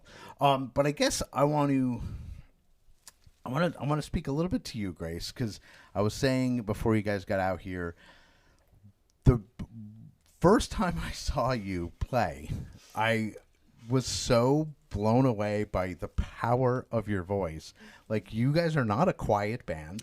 Like, it was very, very much rocking and very volume appropriate. And then I would see Grace hitting, especially on like Mourning After with the decomposition, she would put her microphone like there, like it's not even anywhere near her face, and I could hear her over the entire band. And that was when I was just like, wow. All right. So I guess, where did that come from? I think it's just lack of like, protecting my ears when I was a kid. Kids out there, wear earplugs, like seriously. Well, that too, and also I just love yelling. We'll talk loud. Everything about me is loud, and but I don't know. A small part of me kind of feels like if I'm not giving it everything, it's just, what am I doing? You know what I mean? So that's just where I'm at with that, I think. All right, yeah, fair enough. And you were saying that you hadn't played in years when the band formed, and I was saying I couldn't tell. Like, you had that like, it was a long time and like still newish to the thing, but I want to know, like, specifically from you, how does it feel now that it's over and now that you killed it? That's a good question. I love it. I think I feel complete relief. And I, probably just lost some weight over this stress, but I got a wedding coming up, so I have to slim down anyway. So really, I'm thankful from all standpoints, even the stress. So yeah, I think I grew, and hopefully next time it's a little less intense. That's all. So that's all I got. Drummer out. All right, cool. Well, I just got news that we still got a little bit of time because they're still setting up. So I guess. Going, and I almost don't want to keep pounding the multi-genre show, but it's really, how everybody has their one thing that they're that's really important to me. It's really important to me for the multi-genre show, and I know I've said it a few times, but it's because of the community. It's because of who you meet. I was in corporate radio for a really long time, and my only exposure, I guess, to a music scene was always on a national scene, because I'd be paying attention to the trade magazines, seeing what's going on. And one thing I always noticed that it was no bands worked together, anywhere. It was this band is this band cares about this band, and that's it. And that really kind of bummed me out to be it doesn't grow a community of musicians. No, it doesn't grow a community of musicians. It becomes a machine. It becomes not necessarily about the musicians. It becomes about where that musician's money is going. And it becomes, I don't know, it just felt really dirty to me to have talented people being used as a commodity. So that's a lot of what I'm trying to do with the multi-genre show is to be this isn't about, it's about the music, but it's about the building a community, because if everybody's working together, everybody succeeds. Yeah. But if even one turd in the punch bowl, it's gonna screw everything up. And I just feel thankful that our scene seems to really have that. Everybody works together, everybody knows each other. Even Natalie from Little Saints was saying she went to a songwriting retreat, and that's where she met Camtron. Yeah. And it's and they're friends now, and that's all it's going to take. So, I didn't even know how I'm going to roll this into a question. I'm just trying to kill time. But I guess, how do you see, and Anthony, I'll pull you out just because I feel like singling you out, just because. But I think, how do you see the Albany scene as far as inclusion with all styles? Do you think we're doing a good job? Yes, 100%. I would say, me and Darryl have been doing this since we were 12 years old, so I think we've seen the scene change so much over the years. And I can probably say now with Unsigned518, Metroland coming back, it feels so much in a family kind of it's on a healthy path. It's a great healthy path. I love it. Today was awesome. I love different genres kind of getting together, seeing Camtron, Little Saints, you know what I mean? I'm about to see these guys. I'm this is amazing. I love being on festivals and seeing all the different kind of genres kind of blend together and kind of make a scene. You know what I mean? It's we're all from this area, or Saratoga, Albany, Troy, anywhere. And it's that is, I think it's awesome. I think it's the best thing that you could ever possibly do. Yeah. And I think so in the past 5 to 10 years, it's been constantly growing into something awesome.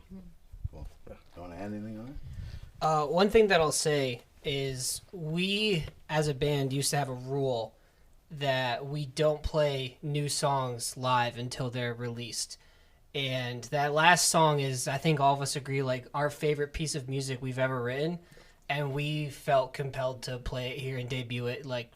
We've played it live, but this was the first time it's going to get recorded, and this will be the first serious introduction to, I think, something we're all incredibly proud of. And after talking to you on the podcast and Metroland, being so nice to do a review of REP, and the guys in Erie, shout out, putting us on their album release show and letting us share that spotlight with them when we put REP out, it just feels like the right time to do something special. And this also being the first multi-band or multi-act night, it felt right. So that's something that I think we can give back to you and let you know that wasn't us just being hey, here's a new song. That actually is pretty serious. That means a lot to us. That's awesome. Put that out there.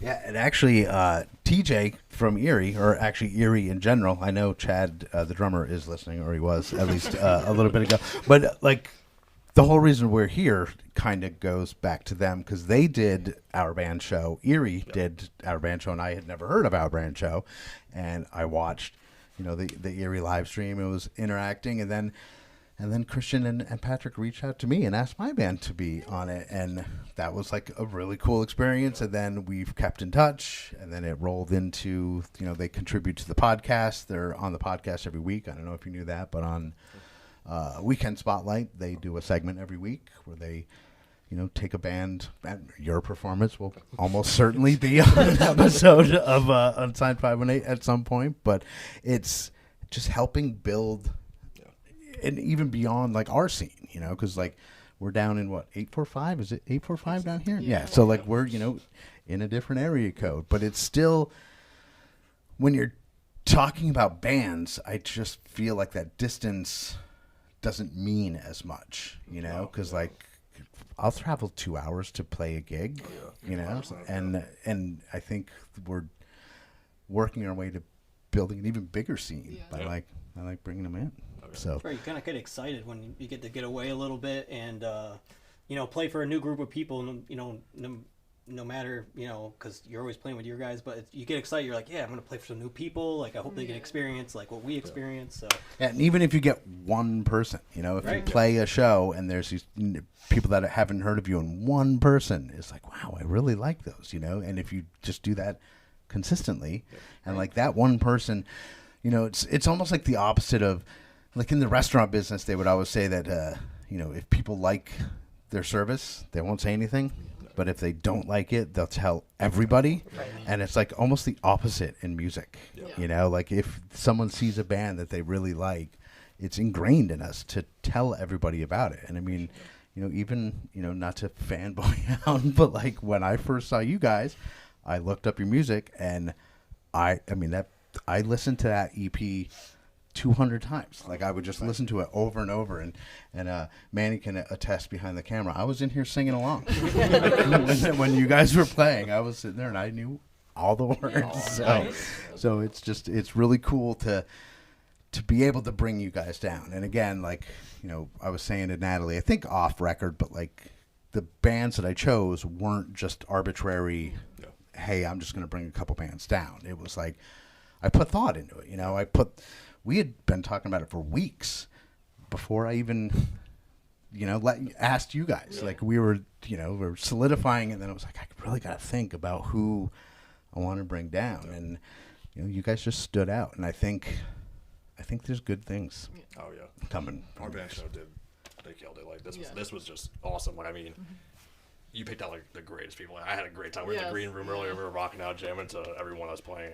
And this, I think it's such a good thing, like for the scene, like you said, it's going to bring it out even further in the Poughkeepsie area. And if you're a band and you want to have an awesome time, an awesome day, and production, go on our band show. For sure. And I mean, maybe even a band from down here is watching, and they're like, "Hey, I want to play a gig with Arrow Through Me," and see you. And I think that's something that'll definitely happen. So I do have a lot more time to kill, which is they're sound checking now, so that's good.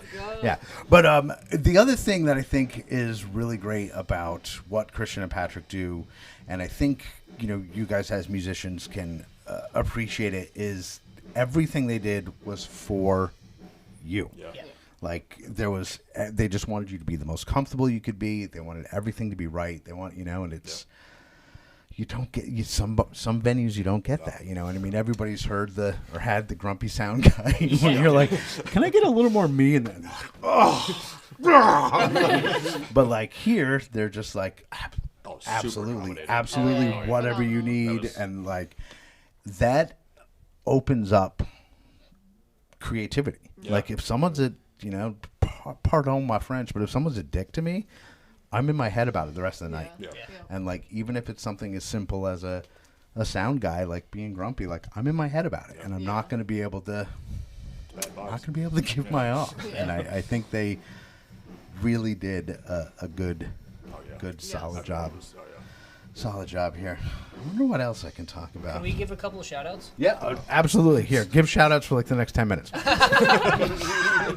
We always got to shout out Jake Mannix, who is a producer that works with Dayron. Dayron does a lot of production, and then Jake puts the final touch on there. Rob Lewis, who does all of our music videos. We obviously put a lot into what we do, but those guys working with us and their also creative input and everything they do helps us make the sound that we have. So always got a shout out to them. Personally, I want to give a shout out to my fiance who's sitting at home watching this because she puts up with me doing all of the crazy stuff that we do and driving all over the place and getting home late, which is awesome. And that's all I got. Anybody else? Shout out to all of our friends and family that are probably watching, our fans. Yeah, we have fans, right? Yeah, you got fans. There's a lot of people. Yeah, we got Andy for sure. Andy for sure. Yes. 100%. Yeah. Shout out. Yeah, everyone. Alicia for sure. Yeah. Shout out. Shout out to Alicia. My I said they all got to say it now. Yeah. All right. There you go. My fiance Elena, she's awesome. Puts up with us playing music, every weekend. So yeah, and I love her. Shout out my moms. Love you, girl. I gotta give my mom a shout out. Oh yeah. Shout out to my mom. Love you, Thank you, Meredith. Meredith. Yeah. We got time to kill. We got time to kill. All my friends that are watching. I know Grace and Ethan Christ are watching. Thank you. Appreciate you. I want to give a shout out to my grandmother, my great grandmother. All my descendants from Christina Applegate. All right, yeah, that makes sense. So, what's next for you? Like, what's the plan? I know you were saying in the interview with Christian that it took 2 years to like really put the album together. Now that that's done and out and amazing, what is like what's the next step for you guys? That again. I think as of right now, we're trying to play shows mainly. It did take a long, but it didn't feel that long in the grand scheme of things to make this EP. And I do want to play it out and get it more well known and, experience it a bit more. And, but with that being said, I do think we've been writing a little bit, and I think we're very much kind of starting to get to that point where we're set on kind of what we're looking to do. So I think that's kind of getting the ball rolling there. But yeah, mainly just more shows. So if you want us to play, August hit us 30th. up. Oh yeah, August 30th. We are playing Mind Blown Fest in Glens Falls at the T-Shirt Factory, with a bunch of other like really incredible acts. So it's like a punk show, right? Yeah. I think it's the first ones. It's like punk metal. Yeah. So it's supposed cool. to be nice. Yeah. So that's our next thing. So yeah. No, I thought you were like, I want to say something. And speaking of like Glens Falls, that's a market that I think needs more attention because they do like that town is really putting in work with local bands. There's a lot of venues doing stuff, and I think they get kind of overlooked a little bit, because the scene, obviously everybody says Albany, and Glens Falls is a solid hour or more away from Albany, but it's still definitely part of the scene. So I love that there's the what is it, the Mind Blown Fest? Yep. Yeah, that's what that. And then they're doing the Thursday. James from House of M is doing the Metroland stage every Thursday there, although it gets rained out constantly. This summer sucks for rain. I think C's Atlantis was at Mean Max tonight, actually, because we've played at Mean Max, and that place rocks. Yes. So they put on for a tiny little, not tiny, but like space-wise, little brewery. Those guys are awesome. They let us go in there and be super loud, which was really cool. Yeah.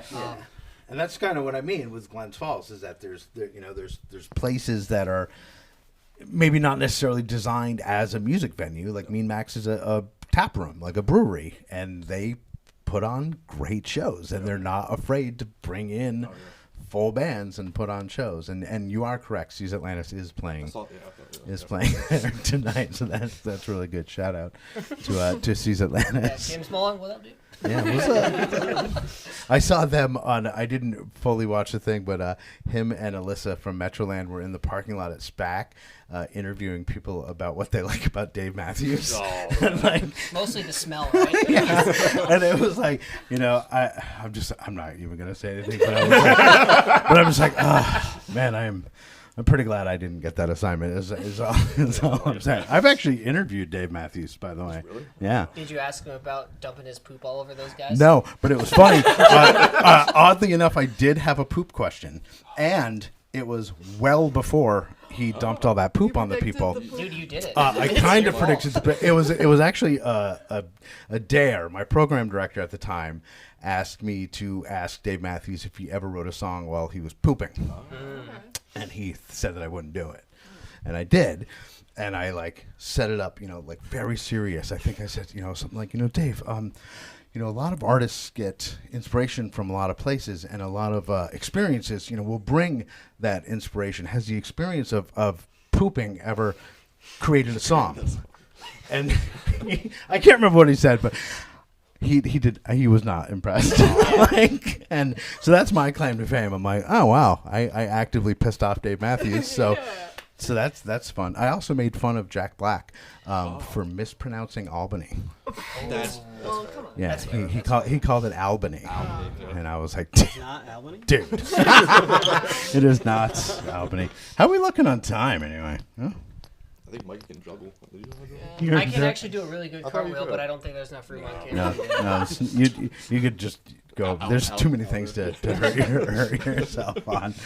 But do you guys want to add anything about the day or the experience or literally anything? Yeah, we had a great time. We have a new song coming out, hopefully soon, in the near future. That last one we played for you is called Escape Plan, so keep is looking that going to for be a it. single? Yes. I think so, yeah. It's going to be a single. And it rips. Yes. So. Yeah. What he just did. He was, I believe they call that steppin', Yeah. That's right. Is that steppin'? Or for mad dogging? If it was the 90s, mad dogging.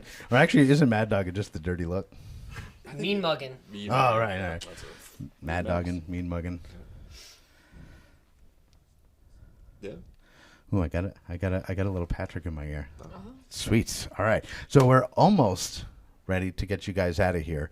But really, I want to thank you for, I know it's a lot. I know it was a lot. I know it was a lot even leading up to today. There was certainly a lot, and I felt like sometimes so bad. I'm like, here's a 40-page questionnaire. fill this out. No, it wasn't anything that bad, but it was a lot. So you were really great sports about it. You put on a killer performance. I am excited to see the cut down, edited versions of it. It's going to be really, really cool. So. Arrow Through Me, thank you so much. And everybody go check them out. Their EP is streaming, and I was not kidding when I said it's one of my favorites of the year. I really, really enjoy it, and I listen to it all the time. So I guess right now we're going to throw it back over to Christian in the control room. So if you're ready, I guess, Christian, back to you. All right. It's been a wild evening here on our band show's 30th episode. Thank you all so much for joining us for the Unsigned518 Showcase. But the showcase is not over yet. This next crew are an amazing group of musicians. But before we introduce them, speaking of crews, we just want to take a second here to thank our incredible crew who's been working so hard to bring this behemoth of an episode. And Pat, I know that just as much as we're very thankful to have these amazing filmmakers, but not only filmmakers, friends to share this experience with. Pat's just at a loss for words. He's all choked up, and I get the feeling. I really do. Sorry about that, Chris. I actually got a cool face of Eric on the camera, so I was showing our audience that for sure. I think you probably missed it, but yeah, thanks again for everyone on the crew. Just a really well-deserved round of applause. Past or present, the volunteers on the show make this thing happen, and this episode is no different, right, Chris? 100%, and especially the crew we have this weekend. We really appreciate all the hard work. With that said, it is time to end this thing with a bang. Our last and final act of the evening is New Monarchy. They are absolutely incredible. They have been so patient, and now it is time for them to let loose. So without further ado, it is my pleasure to introduce to the program for the first time tonight, New Monarchy with their first tune, Losses. Take it away, gentlemen.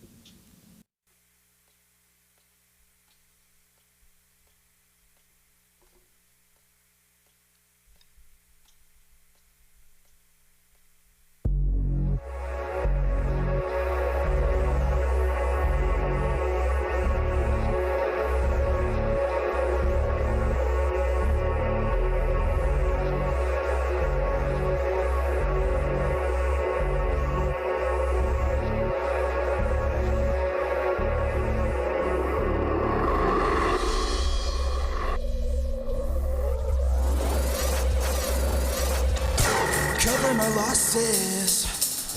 New age of finding feelings. Hope is another meaning when your mind has a breach. Got the doctor. Find my imposter before it gets any closer to my heart. Die a little slower. Get a little older before it all comes down.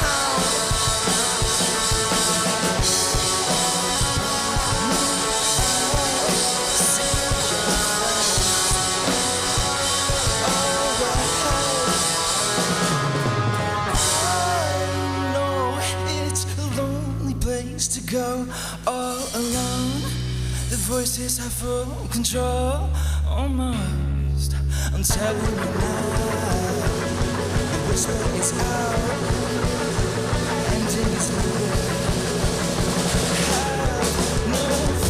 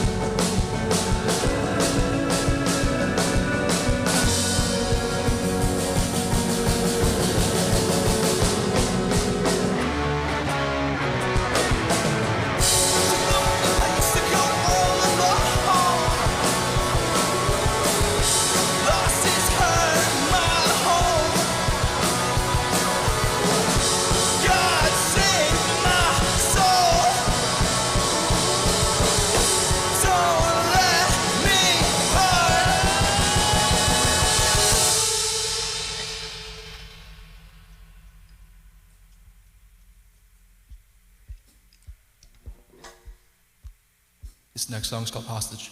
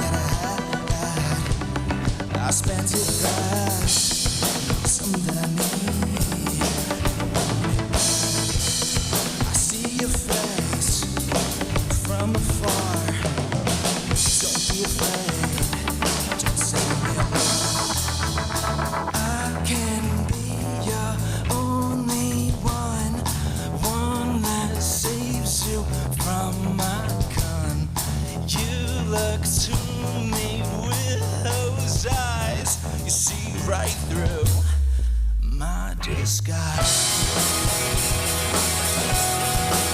And I love you, and I love you.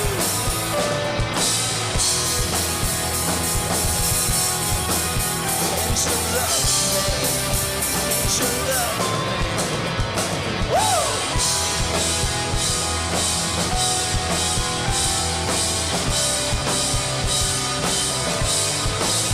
Come on, come on!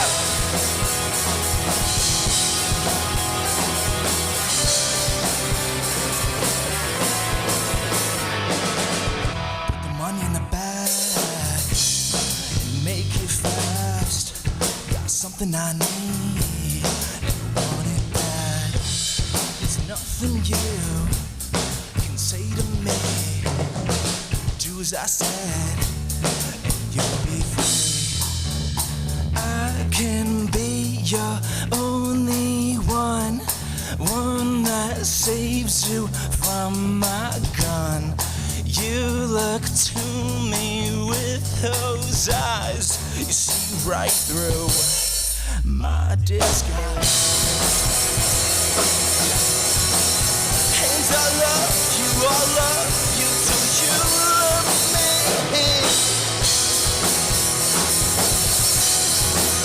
And I hate you, so set me free.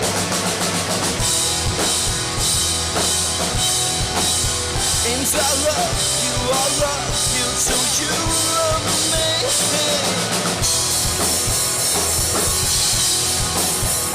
I'm suffocating, I can't breathe. But I love you, and you hate me, but I love you, and you hate me, but I love you, and you hate me, but I love you, and you hate me.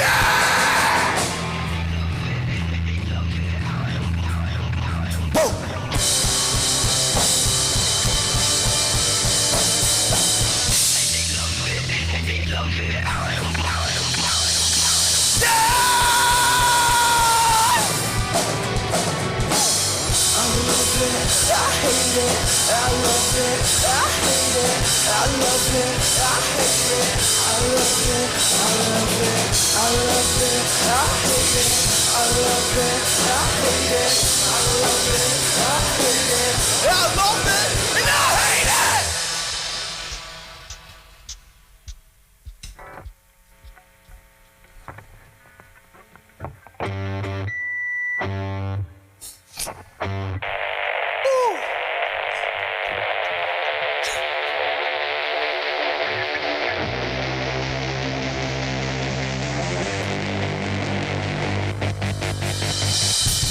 Whitewashed, skinny jeans, flying down the road about 60.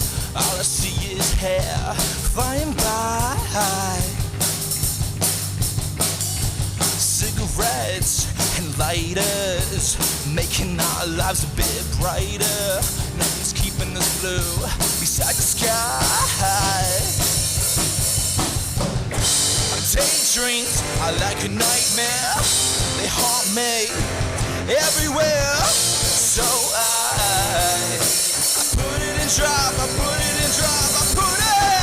quick thinking for the sirens in the distance. Gotta love the way you're running with resistance. I don't really wanna stop no more. I wanna hear how loud they roar. Shut off all the lights, gotta keep it quiet for the night.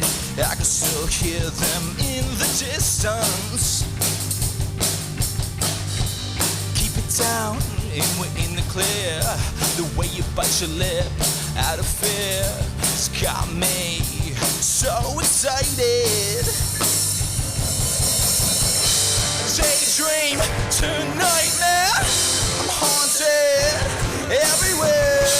So I put it in drive, I put it quick thinking for the sirens in the distance. Gotta love the way I'm running with resistance. I don't really wanna stop no more. I wanna hear how loud they roar. I can see coming closer in the distance. I can feel my heart racing, so vicious. I can see my mind painting bad visions.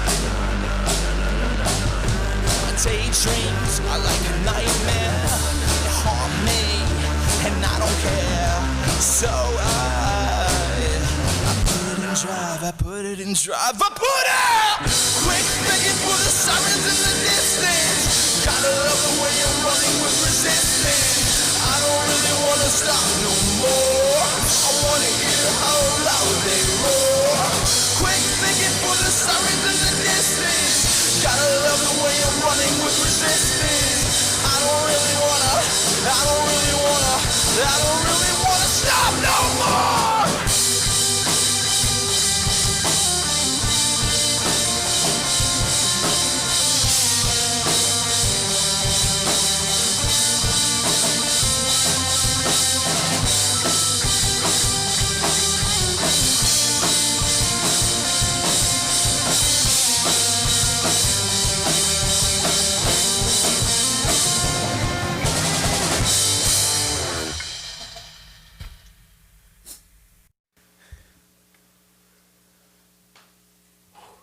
Awesome.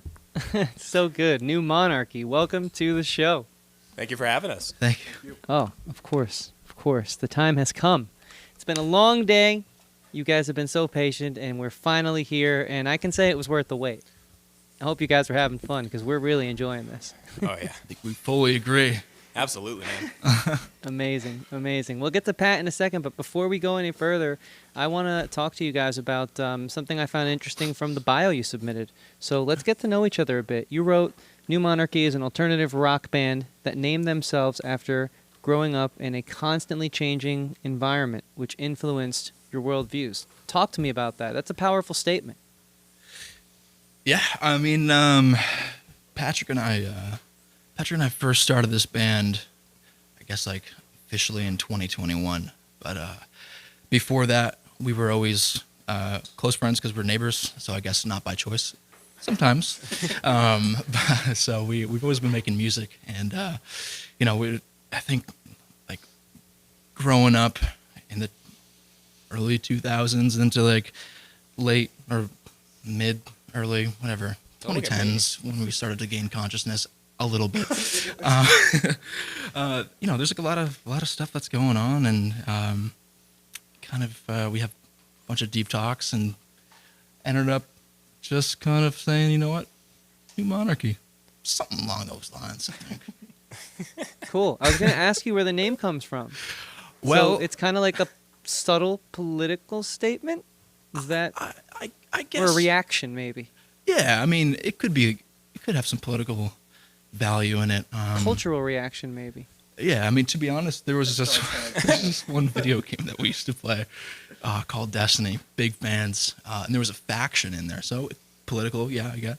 And it was called New Monarchy, and so we took that and stole it. Cool. To be fair. And Bungie stole my heart when they wrote Halo, but that's a different podcast for a different day. Pat, how you doing back there? Last band of the night, off to a great start. Couldn't ask for anything more. More the finish of your sentence, but yeah, this has been a great evening, and New Monarchy, thank you for joining us here as a member of the showcase with Unsigned518. This has been a great evening, and the multi-genre, each and every single set has been just mind-blowing and really taken us to a different place. One of the questions that I wanted to ask is about your presentation, right? Your music videos that you've put together specifically for Hostage. What's kind of the story and theme behind how you craft these things together as a band, and that particular song? I mean, Hostage is pretty funny start to finish. So it started as a song kind of referencing like Stockholm Syndrome and stuff like that. And that's kind of like the vibe we were going for. And then we were like, well, we need to make a music video. And Hostage was our most recent single that had come out. It was a banger. We loved it. So we started like playing around like storyboarding and stuff like that. There was like a Stockholm Syndrome-esque storyline at the beginning, but then it like slowly transitioned to like robbery, and then that turned into bank robbery. So, I mean, even for the music video, we we had a whole storyboard plan. We were going to film, and then the day of filming, it was 3 degrees outside, and all of the actors who had previously agreed to be part of this, no fault to them, they backed out, which is totally cool. We didn't really we gave ourselves a deadline for some reason. I don't know why, but we decided we're just going to keep moving forward. So we used stock video, which honestly, with the theme told in the stock video, it kind of like tells the story of like robbery and love. So it kind of ties in both the robbery aspect and the Stockholm Syndrome aspect in a way. Stockholm Syndrome, stock footage? Stock footage syndrome? Might be a new genre. Like Nightcore or something. I don't actually know what that is, so if that's something bad... Don't look it up. I just heard someone say it. Anyways. Great question, Pat, and I kind of want to continue to talk about the themes that you guys present. So just a different theme is the sonic theme, right? And at times, we have this very upbeat, this very bright sound, and then all of a sudden, I feel like we just turn on a dime, and then we're in this heavy, deep, dark, aggressive section. Talk to me about the songwriting process and how you kind of marry those two worlds. Yeah, like a lot of bands, we're all talented. I'll start by saying that. John's a fantastic drummer. Patrick composes the most amazing piano pieces I've ever heard in my life. Dan cannot function unless he's actively writing something. So a lot of the songs that have come out started as like huge projects and huge like orchestrations made by Dan, and then we come in and we tweak and we make it feel like a new Monarchy song, whatever that means. As far as like the twist into like heavier stuff, I will take a little bit of the blame. That started around the time I joined the band, and I have a predominantly metal background.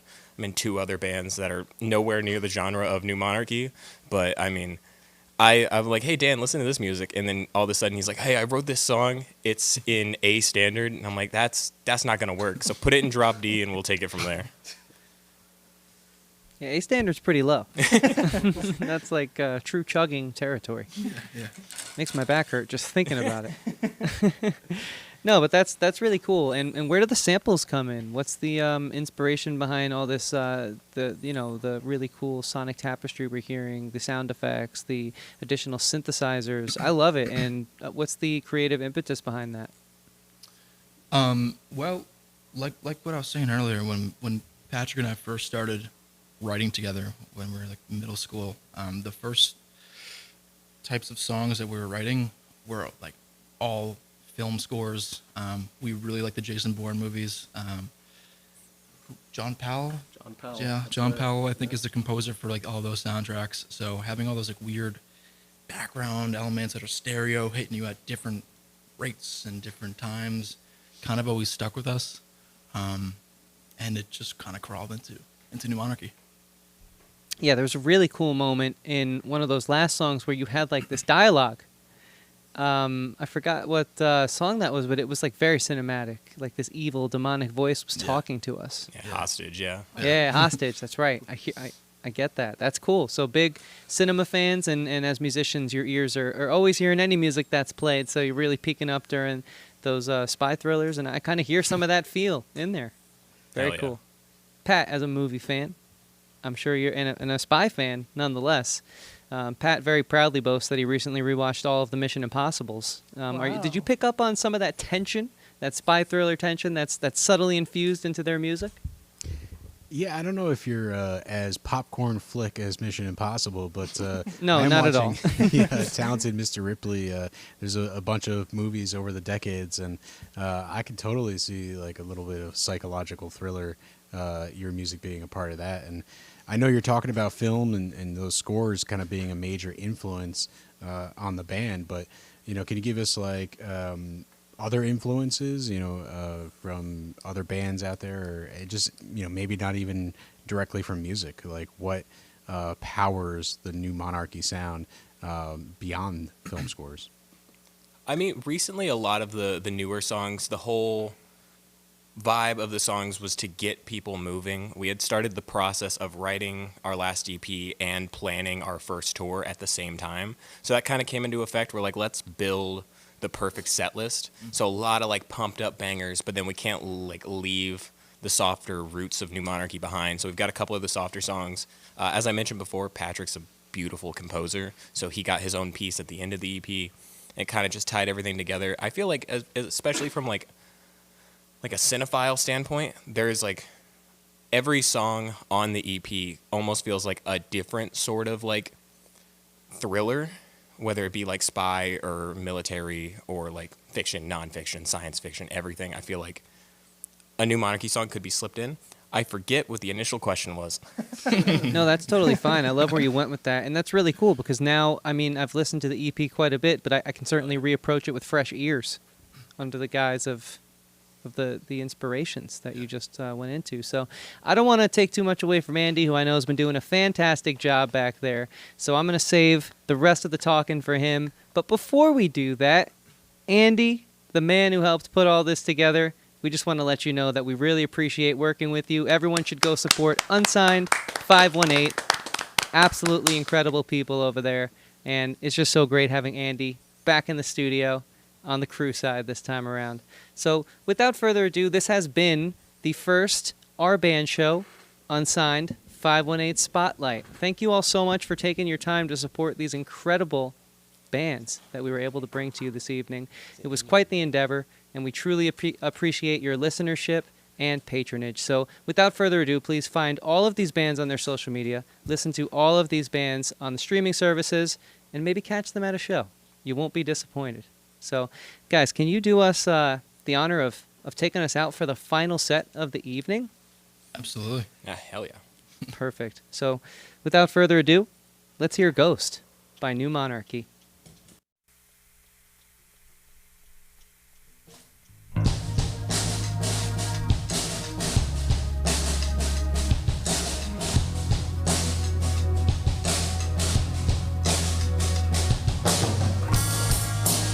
My blood in my favorite pen, 'cause I wanna write what I bleed again. And as I stare at my ceiling fan, wondering when I'll be there, hanging by my head. And so if you love me, and tell me that you'll hug me through the bitter end.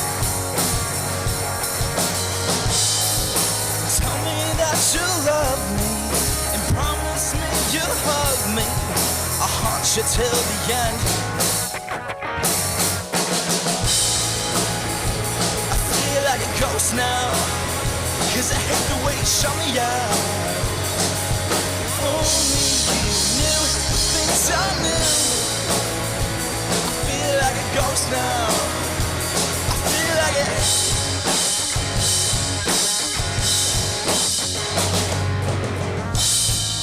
I wrote a note for you to see. It tells you about my misery. And no, you won't ever see. And no, you won't ever need me. If I were to be ugly, but labeled it as lovely, would you still be there? If I were to have nothing, would you still want something? So I can haunt you till the end. I feel like a ghost now, 'cause I hate the way you shut me out. Only you knew the things I knew. I feel like a ghost now. I feel like it.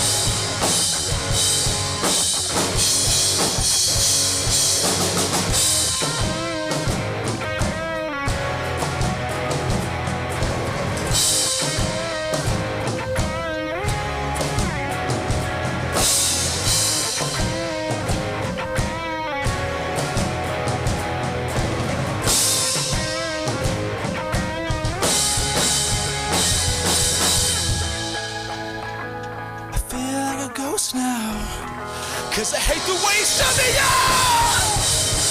If only you knew the things I knew.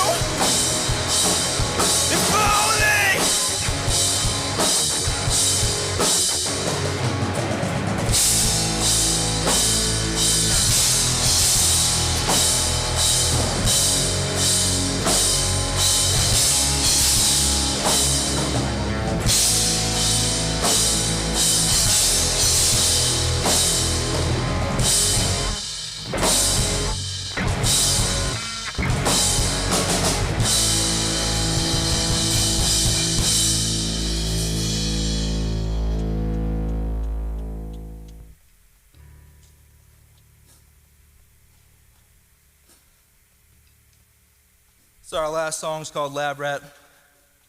This one's for Luis Ramirez. Shout out to the USPS.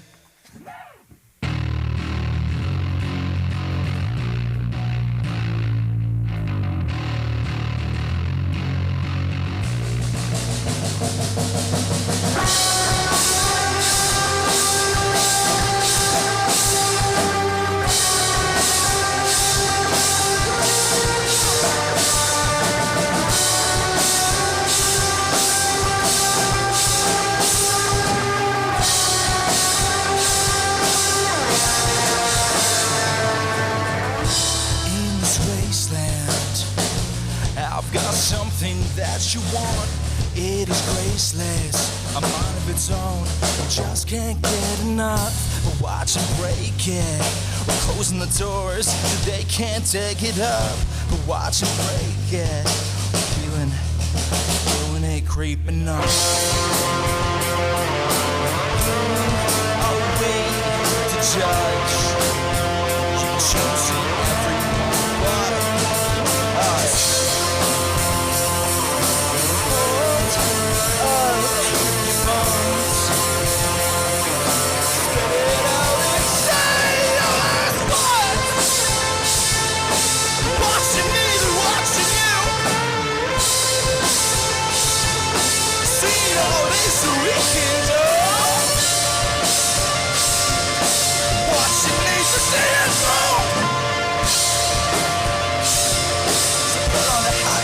For them to chill.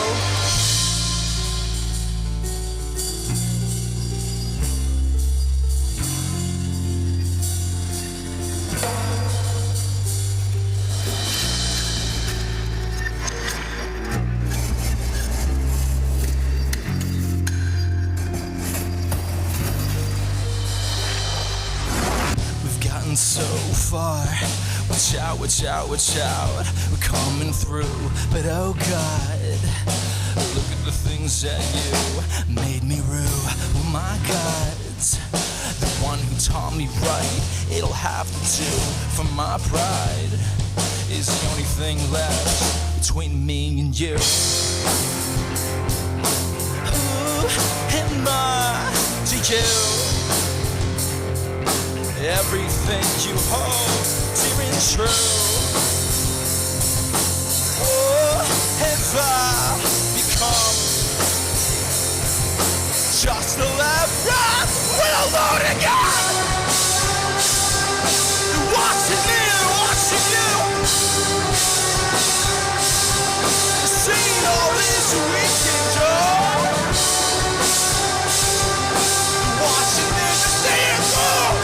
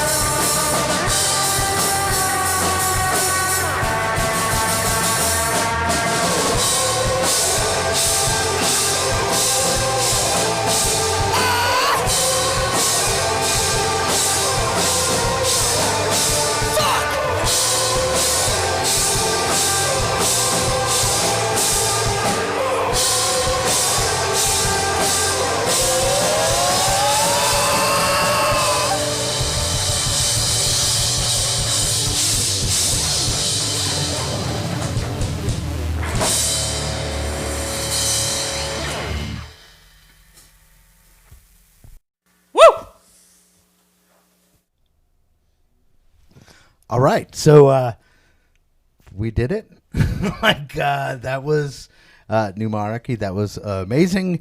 I am just so excited that it's done. It was months of preparation and a full couple days here, getting everything ready, working with the crew, and it's I don't know. It's just a wild feeling to know that it's over after having worked on it for so long. But, you know, hopefully this is not the last Unsigned 518 Our Band Show collaboration. You know, hopefully we can put several of them together, maybe once or twice a year or something. But I want to thank anybody who has stuck with us this long and watched. And I think we're just going to bring New Monarchy in right now. Why don't you come right on over, guys? Because I don't have to kill any time between the next band. So this is actually going to be just the easiest interview. Because I don't know if you saw me before, in between bands, I had to keep talking, and I'm like, I don't have anything to say. But that was awesome. That was a really, really solid performance, and it was funny because I could hear different. There was times when I would hear different things, and at one point I only heard your bass, not through the amp. Just like the room picking up your bass and the keyboard. And I was like, oh, this is interesting. And then the rest of the band would come in. I'm like, oh, wow, that's really cool. But, being that I don't have to keep everybody here really long, we'll keep this super brief. But I just wanted to kind of pass it around the room and really just get an idea from a performance or a performer's standpoint. Obviously, we've been here 12 hours and, you just wrapped up. So I guess give me your thoughts on the day. Super fun, a great honor actually. Never done something like this before. It was super fun, super professional. All the other bands were super friendly, really awesome people. I just had a great time. I don't think really, at least me personally, I'm sure they had to go through a bunch of obstacles and fix a bunch of issues, but I just came here and played, and it was really nice. Everything John said and more. Cool. No, it was a fantastic. And more original and more charming. Way more handsome. All right. No, it was a fantastic show. Super professional. Yeah, like John said, it's nothing that we've ever. I'm so tired, dude. It's nothing that we've ever done before. So it's super sick to have experienced this awesome production. The production value is fantastic. We were watching the live stream in the green room of the other bands while we were anxiously waiting, it's almost our turn. No, but super sick. Huge shout out to Patrick for coming in clutch with the Indian food. Oh, yeah, Patrick is awesome. That was amazing. It was fantastic. As the only one with dietary restrictions, somehow out of all of the bands, it was fantastic. I'm sure there's more, but my brain is done. So Patrick, B. I'm pretty fried myself. Not like I'm high, but. But yeah, it was a great time. Everyone was super nice, very professional. I loved the studio space, and yeah, it was a great night. Really long day, but it's okay. It was worth it in the end. Yeah. So agreed. Man, Camera's also I all my ideas were stolen. I had them before they did. Right. But no, a serious shout out to everyone who came in clutch and helped this whole thing just actually come to fruition. Andy, thank you for being here. Yeah. Co-hosting. This whole place is absolutely amazing. We've never been in such a professional area like this before. It makes me feel like if I touch something, it's gonna break. It will. But yeah, it probably will. But luckily, it was all daisies today. So yeah, great time. Awesome. Hell yeah. All right, cool. Well, I want to thank you guys again, and everybody go check out New Monarchy and Arrow Through Me and Little Saints and Camtron. And am I throwing it back anywhere, or are we just wrapping it up here? I think we're probably just wrapping it up. Yeah, I don't see anybody in any other cameras, so I'm just gonna wrap it up the way that I always wrap up my podcast, and I'm gonna say, this is our band show. I'm Andy Scullin from Unsigned518, and I'll see you on the road. Bye. All right, maybe. Yeah. Boom. I don't see anybody else in there, so we'll just get shots of us going. High five. Yeah. This was Well, freeze frame. Yeah, slow-mo pause. Well, are we still on? I have no idea. Yeah, cool. If we Careful are. what you say. I mean, it's late. It's almost like the are you guys old enough to know when the TV would end for the day and it would play the national anthem? Yeah, totally. That's kind of where we're at. We're just I mean, people might still be watching, but I don't think they're paying attention. There goes Patrick. I'm just gonna keep talking until the cameras turn I don't off? know. I was going to say the opposite. I was like, I'm just going to put the microphone down and walk out of frame. How we disperse credits will- Yeah, yeah. They'll fix it. Hey, Patrick, are we done? He can't hear me. Can I say one more thing? Yeah, of course you can say one more thing. I don't know who's going to hear Yeah, it. if it's not- If we're live, then awesome. If not, oh well. Hi, Ava. Ava's my niece, Oh, nice. and I was told she's watching. So hello. I'm not going to do the monster noise. Do the monster noise. Do the monster noise. Do the monster noise, damn it. I don't know how hot this mic is. Just pretty hot. He's got it. It's right in my ear. He's good. That's about it. You should be in bed. You're 3. There you go. Bye, Eva. That was Bye, Ava. amazing. See That you, was Ava. amazing. Yeah. I'm just going to step out of frame. Cool, good. All right, wrap it up. Bye, everyone. Oh, that hurt my shoulder. Thank you so much. Thank you. Right?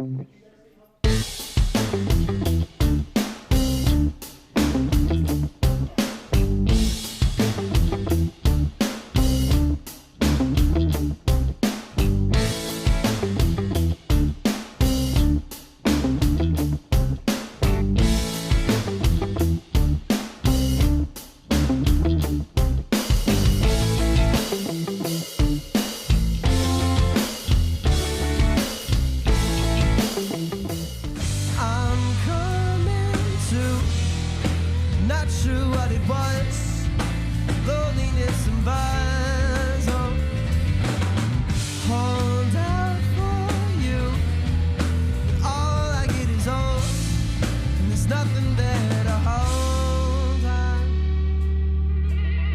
So I tried to stay awake and be up anyway, replay the we're holding your stance, the elbows on your hands, and the way you faced your body language said it all falls apart when we're far apart, and the distance only grows when you can't stand to move in our bed.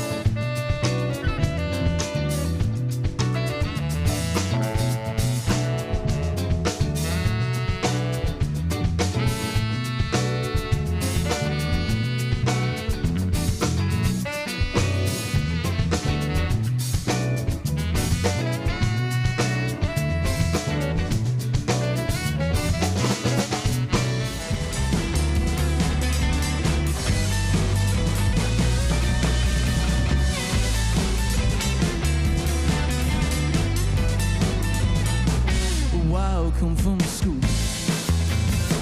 All I see is you. You're giving me those wide, we eyes. Oh girl, love you so. And she on telling me, darling, it's been a year. Quit hesitating, let's make this clear. But I just need to know, will you be there for me in the winter? This year, oh, will you be there for me in the winter? This year, my dear. Oh. Wait, hold up, don't cry.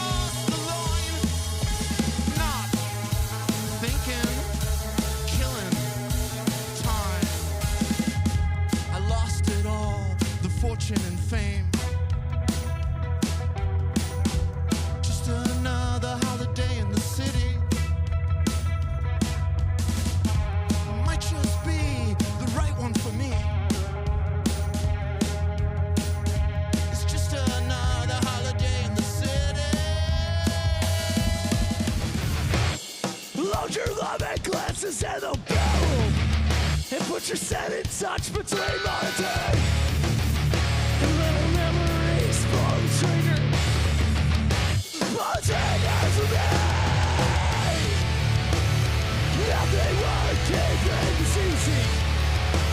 Nothing worth living is just fine. Let you tear you open from the inside.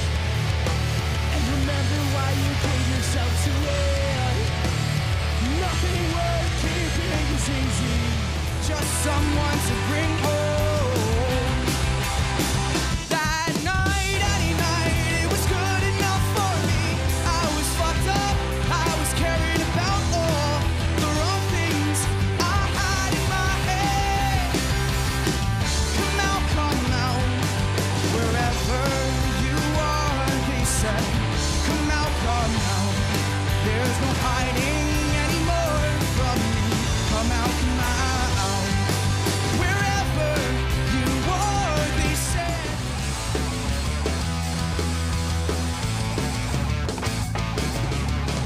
Don't get it twisted, I'm not a complainer. I just need to go away for a bit, figure out this noise inside my head. Sick of being notified about nothing, driving me up a wall. Oh, I'm running. I know it's hard and I get in your way. I know it's hard and I ruined your day. It's too many voices. What the fuck is being said? I'm all wound up and losing my fucking head. What would you do? What would you say? What would you choose? 'Cause now we're ghosts in the light of day. All those hours is that ghost in the light of day. What would you do? What would you say?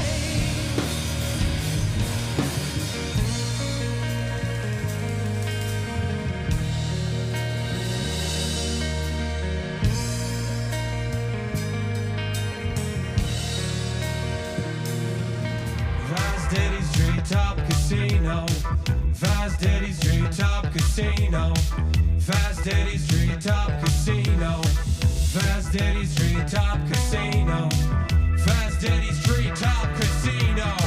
Table games, slots and keno. No counting cards in the casino. He's off a bean if you know what I mean, yo.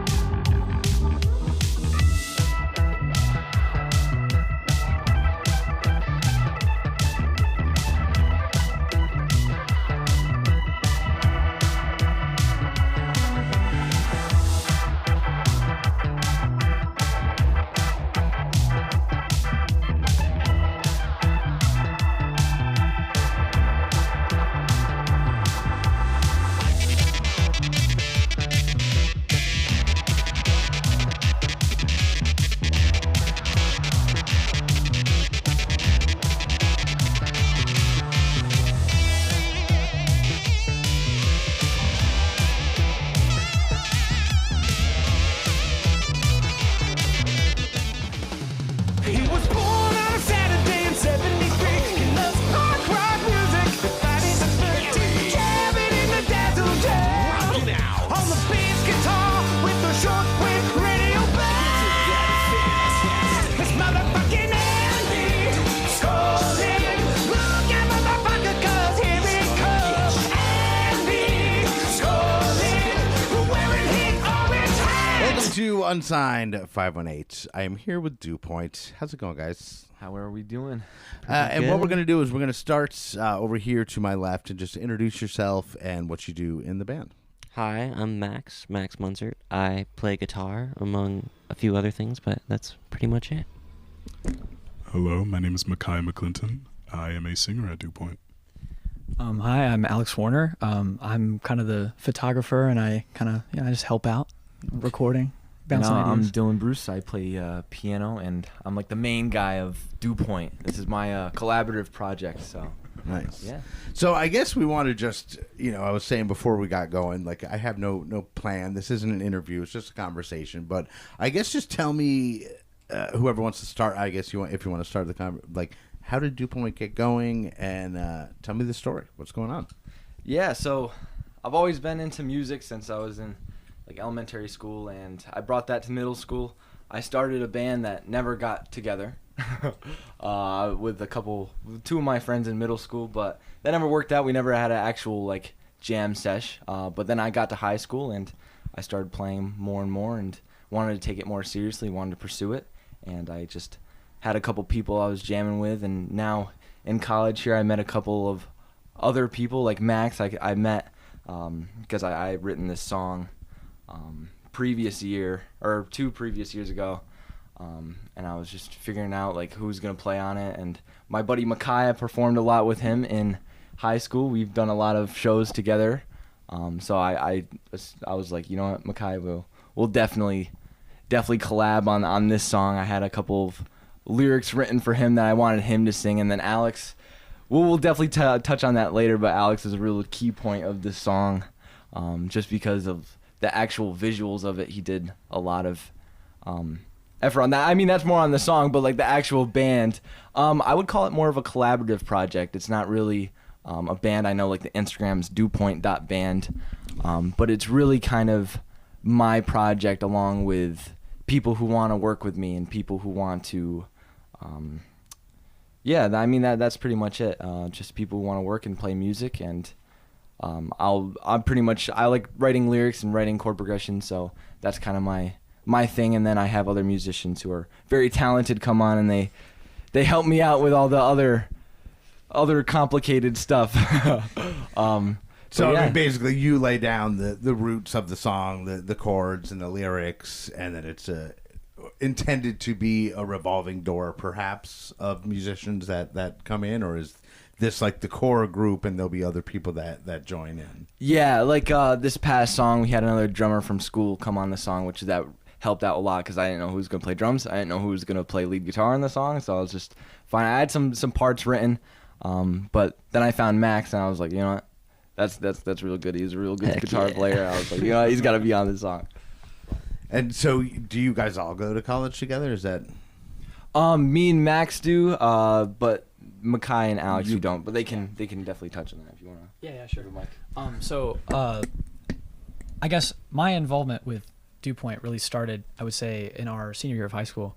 We had our college composition class together, me and Dylan, and instead of writing our college essays, we were talking about the song. And I was really getting into photography at that point, and so he was like, well, I need an album cover. I was like, oh, well, we should work on that. And then I guess from that point on, it's like every time he had an idea, he'd text me, and we'd bounce ideas off each other. And I guess we have this like kind of creative partnership, I guess, that we've kind of like developed from that point. We don't all go to the same school. I go to a different college for cybersecurity. Funny enough, it's not even music related, but most of it, like my day job, like you may be surprised to notice, I have a fucking day job that has absolutely nothing to do with music. Right. A lot of people are surprised. They're like, so yeah, I'll have our pay the bills thing. Yeah, exactly. and then our, this is fun things. Right. But I like being creative in my free time, and so that's what I do with these guys, I guess. And so, you contribute to the band, not necessarily musically, but in like artistic direction, or is there? It's a mixture of everything, actually. So when we were recording the song, I spent a lot of time in the studio with Dylan and Max. I wrote some of the harmonies that were on the song. I did a lot of the recording. I helped Dylan out with some vocal stuff. So I was also contributing musically because I do music for fun. So I have experience in it as well. But I'm just kind of always helping out, Right, wherever it's needed. Yeah, exactly. Oh shit, it's my turn. I remember, I think it was like freshman, sophomore year, the first time he came to me. Dylan came up to me, I think it was lunch. And he was putting this song together for the talent show, and he came up to me, he's like, hey, I'm gonna do. It was Amsterdam, right? Yeah, it was Amsterdam by Coldplay. I needed a singer who could sing just real good in the chorus. We can go like back and forth. I thought, you know, Makai is like, I've seen him in the past, like even in middle school. Like he performed Viva La Vida by Coldplay. And that was like, I remember that. It was just so good. He was just such a talented vocalist. So I just wanted to collaborate with him. I love talking about it because like first it was Viva La Vida, best song of all time, only to be followed up with Feliz Navidad. It was the funniest shit. It was the funniest shit. The second best song of all time. Exactly. Forget every other artist. Viva La Vida, Feliz Navidad, best song. But yeah.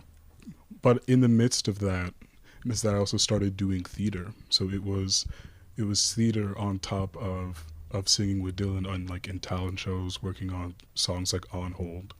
And so like theater, I mean, obviously a lot of theater has a singing component, but more than anything, it's that performance, I think, that would help, you know, because again, a lot of musicians started out as, you know, I was like theater adjacent. Like I wasn't like cool enough to be a theater kid, but like that's how it was before I got to high school. I was cool enough to like, you know, run the snack cart at the high school productions and shit. No, but like because getting in front of people is different than just making music. You know, like making music in your bedroom is one thing, but when you have to take that and then put it in front of a bunch of fucking strangers, oh my god, that, you know, that's a totally different thing. So I think theater is a really good way to cut your teeth, even if it's not necessarily musical theater. But was it musical theater? It was musical theater. Awesome. Absolutely. Even like, better. Yeah. Even like these two can absolutely agree that like I feel like a lot of my growth is because of musical theater.